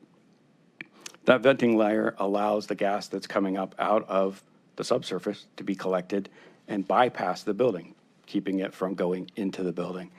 Couple that with the methane barrier, and now you've got the two-component system that keeps the methane from getting into the building. And then you have a monitoring system that goes along with this within the building itself to monitor methane concentrations. So some of the questions that come up when you talk about methane mitigation systems are related to durability of the materials and what is being designed. Methane itself is not detrimental to the materials of construction for a methane mitigation system or to a building for that matter. The lifespan of these materials far exceeds the design criteria for a standard building, 50 plus years. So there's not a durability concern with these materials being put in place. There's also a step that's called construction quality assurance, construction quality control. And what happens there is a third party, as an engineering firm or a consultant, would come in and observe construction and document that the construction was done in accordance with the design. So it becomes an inspection type of service that then provides a certification report upon completion that gives some level of acceptance to the constructed system. On top of that, there's conformance testing that's done on the materials to make sure they comply with the specifications, and there's barrier completeness testing. So as you can imagine, the barrier being there to keep gas out of the building, we want to make sure that it doesn't have holes in it and will do its job, and there are tests that are implemented in the field to document that. Down the road, with respect to these types of systems, there's contingency elements that come into place. As with any system, like I said, there's a redundancy in a venting layer and the barrier, but there's also the monitoring system. So it gives an ability to monitor the performance of the system and to act if there are problems with the system. So the real-time monitoring systems that are put in place allow an operator to do that, monitor the performance of the system and know if you have any problems and then act on that. And that's done by setting low-level alarm criteria first. You don't set the alarm at a point where you have a problem. You set an alarm at a lower level. You know that there's something happening, and then you can go in and address that. So I know I went through this really quickly, but what I really wanted to convey to you all as a group, and the takeaway messages that I hope you take away, is that while all of us understand that methane is a concern, there are engineering controls to manage and mitigate that. In my experience in 25 years of doing this, I know of no failure of any methane mitigation system that I've been involved with or not been involved with. Just have not been privy to any of those challenges. And going back to the Los Angeles as the example, we certainly have a long history of doing methane mitigation in certain areas, and that's developed a very routine set of design criteria and design elements that go into these features. So, all right. So that will take questions. I just want to make a point that the methane mitigation system is the same system that will handle the vapor intrusion concern. So it is one system. There's not going to be two different engineering controls for those two concerns. Okay, thank you for that presentation. President, we've heard quite a bit over the days, weeks, and months. So to bring the facts to the table are greatly appreciated. Mr. President. Let's go, Scott, then Councilwoman Conwell. All right, thank you. Just real briefly, just to reiterate what you said, you said in your 20 years experience, you know of no failure of any methane mitigation system in your experience. That's correct. All right, thank you. Yep. And again, along that same line, we can successfully remediate the soil and the methane on this project. Yes. Councilwoman. Through the chair to Mr. Cochran or Mr. What is the, because I don't know, you're the expert, right? What is a fail-safe for a vapor mitigation system, or is there a fail-safe? Well, the vapor mitigation systems are based on, if we get it separate from methane, The vapor mitigation system is based on a pressure differential. In this case, we would it's called an active system. So there will be a blower connected to those vents, and it will actually pull the vapors out from beneath the building. That creates a negative pressure beneath your barrier layer that you're going to have. And so the EPA generally accepts 1 year of air sampling, and we'll just keep it simple and say for benzene, to demonstrate that the vapor barrier is functioning properly. After that, it's a presumptive remedy. The vapor barrier is in place. There's no reason to expect it won't deteriorate. It won't develop holes. It won't develop failures. So from a vapor standpoint, the monitoring is to make sure the system's running and that you have a negative pressure between the interior of the building and the slab, meaning that the air in the building, if anything's gonna move, the air in the building is gonna move out into the slab and out. The air beneath the slab can't move into the building. So that's the vapor control. Methane has additional sampling. Yeah, so it's very similar to the vapor intrusion mitigation system. Like John said, they go hand in hand. In most cases, they are the exact same system. The differences are in the monitoring and the blower itself, having a spark-proof fan, because you're moving gases from beneath the building that might contain methane, but also you're monitoring for methane. So that becomes the difference between the two. As far as elements of being able to adjust, there's adjusting on the fan operational timeframes, monitoring the performance of the system. We see a lot of systems that may go in as active, but that's not needed. And they go to passive, just like what John had indicated, which means that you don't have to have the active fan in place to move those vapors around beneath the building.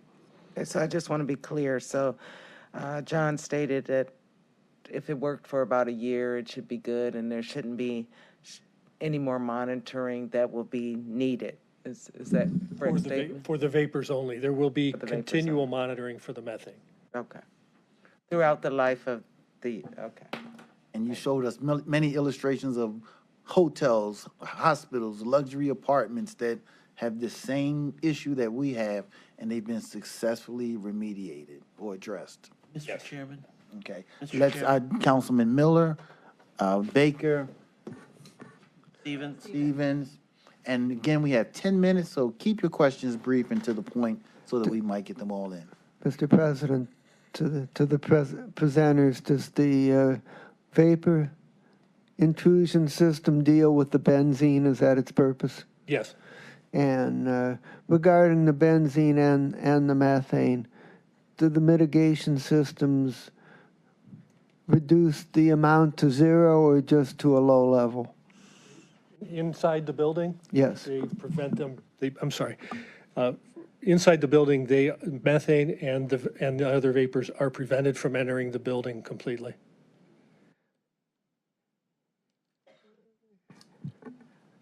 And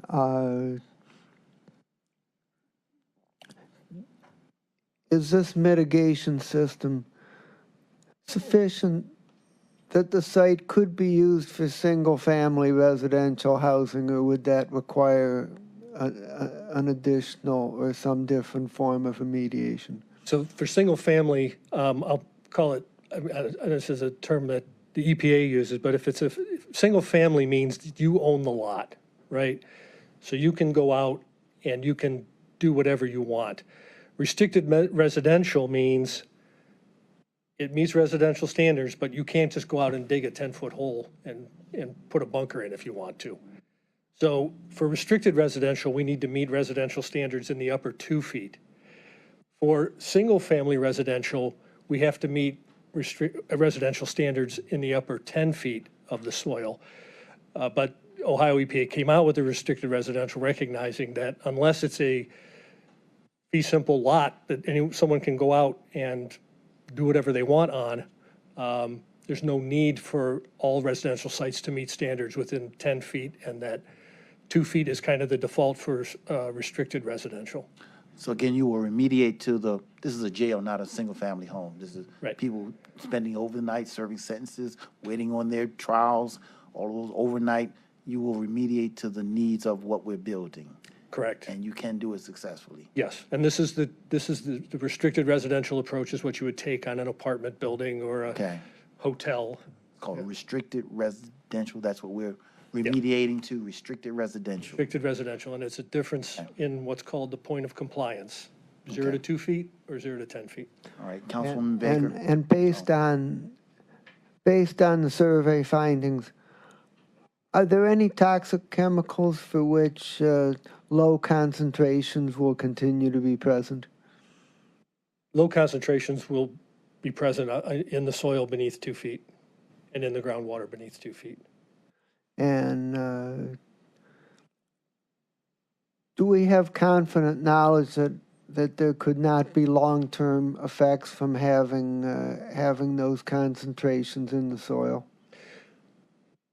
Yes, I'm confident. It's an industry standard approach is what we're talking about here. It's what the Ohio EPA and US EPA approve routinely. That's the process we're following.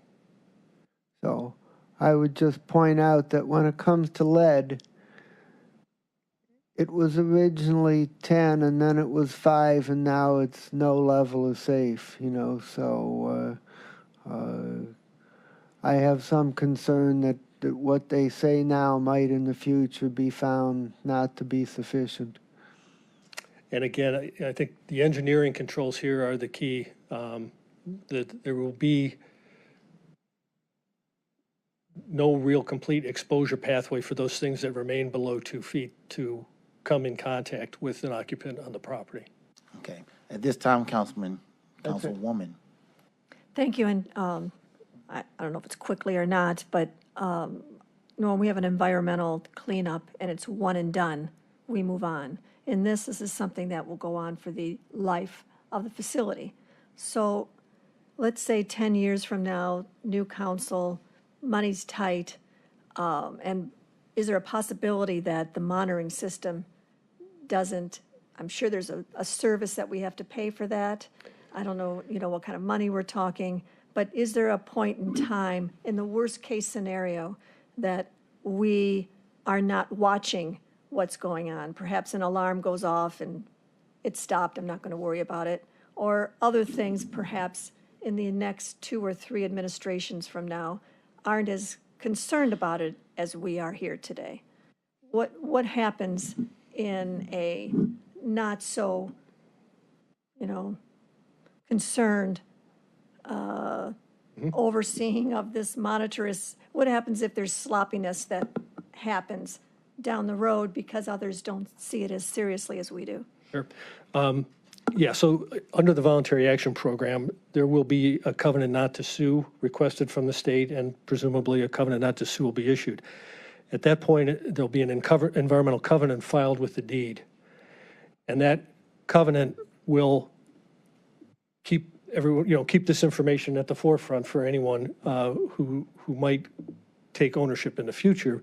But while it remains in county ownership, there's an O&M plan that will be in place for the operation of these engineering controls.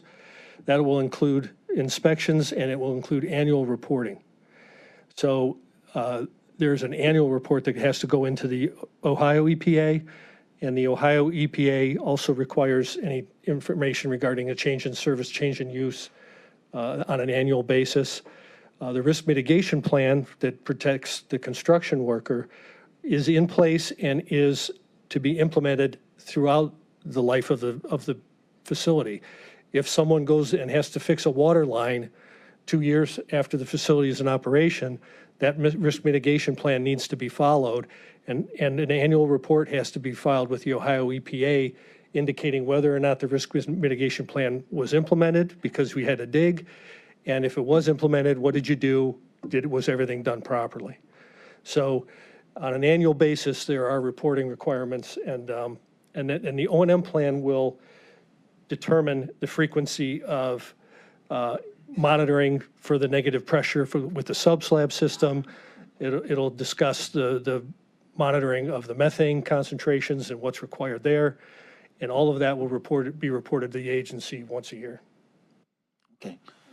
If I just may follow, just for brief, if if something happens within the year, let's say January to December, and we got the report in December, perhaps there was a problem in January, and something did leak, which shouldn't have, how would we, I mean, is a yearly report enough for something that's Well, concerning as this? that's the annual report, but the O&M plan will define what you have to do and in what time frame you have to do it if there's a problem with the system. So typically, it's, depending on what the contaminant is, anywhere from, 30 days to 60 days. If you get an indication that, for example, the vapor system is down, you have X number of days to get it back up and running, and that has to be reported to the agency then. Okay. Okay, thank you. Councilwoman Stevens. I'm sorry, there's an existing covenant. Use your not to microphone. sue. There's an existing covenant not to sue on this property? There is. What does it direct us to do? Well, there's an O&M plan for that cover that's out there right now, and there's a building restriction that says you can't build a building unless you put a system in like this. Other than that, the O&M it was in the process of, the groundwater O&M was in the process of being terminated because they were finding things were remaining stable, and so they were approaching the agency about terminating the O&M monitoring. How long had the groundwater been stable?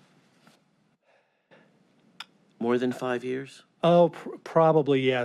Between 2 and 5 years is probably what the criteria was. There is an urban legend that there's property in Garfield where the methane escaped and contaminated. Is it urban legend or is it urban truth? You mean the shopping center? Yes. So that was a landfill, first of all. And the problems with that site were more related to settlement than just because the methane was present. And if I'm not mistaken, I believe it's under new management and ownership, and it's probably going to be re-tenanted as long as things can be done right. So the right kind of barriers were not put in place? Everything that was put in place, the waste that was there was not properly consolidated, so that settlement on the order of feet occurred from inside the building that was supported by deep foundations, and outside the building with utilities and pavements not supported by deep foundations, so that the pavement at the rear of some of those buildings was 2 feet below the entrance to a door. So that means that there was not 2 feet of clearance that is required by OEPA or US EPA. That site did not go through the Voluntary Action Program. So that was a solid waste. That work was completed under the scrutiny of solid waste folks at the EPA as opposed to the Voluntary Action Program. So they didn't have that requirement necessarily, but the methane, the systems they had in place were good systems. They just got torn apart. So you mean the contractor violated the barriers that were created? No, go ahead. Yeah, I think the confusion is on the methane system versus the structure. The methane system wasn't a failure in that case. It was the structure. The structure itself had the problems, and the subsurface fell away. And because it wasn't designed properly, then, as John just mentioned, the methane mitigation systems tore away. So it was a structural issue, not a methane mitigation system issue. So O&M stand for. Oh, I'm sorry. I'm sorry. Go ahead. You need to define like the VAP, the O&M, and The VAP, so that's the operation and maintenance plan. So I'm sorry, yeah, and the risk mitigation plan would be the RMP. The operation and maintenance plan is what's a common term in the regulatory field, but that is a document that would have to be submitted along with everything else for OEPA approval. One more question. Is there anything unique about this jail site? We know our community. It's an industrial community. Is there anything unique about this jail site that the community should know? No. Okay. It's a hurdle. Many have described it as a roadblock, but what I'm hearing, it's a hurdle that can be overcome. It is on projects within the city every day. Thank you. I'm gonna give Councilwoman Simon the final word on question on this. Okay, and very quickly, so this methane mitigation system, you anticipate the vapor mitigation system, is that run by electric? I mean, is that, so if the grid goes out, if there's a storm, I'm just putting that out there. Be So tied we're into- going to have a generator, what, oh, yeah, we're going to have a absolutely. backup and maybe one day hook to our microgrid. Okay, could so build it's it- all connected, but there is also anticipation of a backup. Okay? Okay. All right, thank you. Thank you, gentlemen. There may be other questions, but we'll send them to you offline as well. And look to hear more in the coming committee meetings. All right, at this time, we're going to go into our executive session. All meetings of the Cuyahoga County Council are open to the public under the Ohio Meetings laws. Under that law, council may go into executive session during a meeting for specifically authorized purposes. During executive session, council confers outside of the hearing of the public. Council may not make any decisions about any matters in executive session. All decisions are made in public. This afternoon, the council will go into executive session to discuss a collective bargaining matter and pending or imminent litigation. During this time, our live stream will be down, and we ask all those not specifically needed for the executive session to remain in council chambers. Council members will convene in the adjacent committee room A and will re-enter the meeting once the executive session has ended. Is there a motion to go in executive session for the purposes of discussing a collective bargaining matter and pending or imminent litigation? So moved. Second. Properly moved and seconded. Will the clerk call the roll to go into executive session? Calling the roll, Ms. Baker? Mr. Miller? Yes. Mr. Sweeney? Yes. Mr. Tuma? Yes. Mr. Gallagher? Mr. Schron is absent. Ms. Conwell? Yes. Ms. Turner? Yes. Ms. Stevens? Yes. Ms. Simon? Council President Jones? Yes. You have, the motion carries. All right, thank you.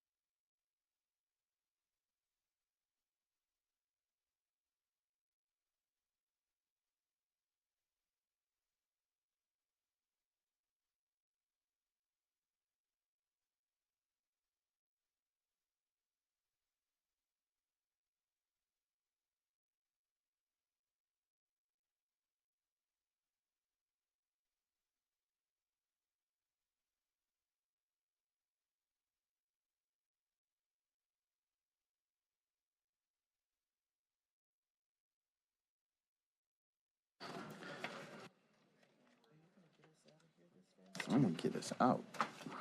Try your best. Try my best. Okay.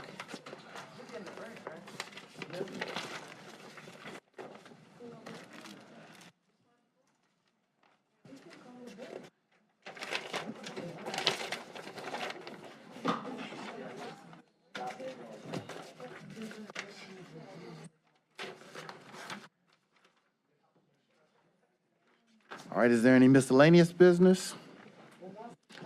If not, our meeting is adjourned. We will take a 5-minute recess and begin our council meeting again in 5 minutes.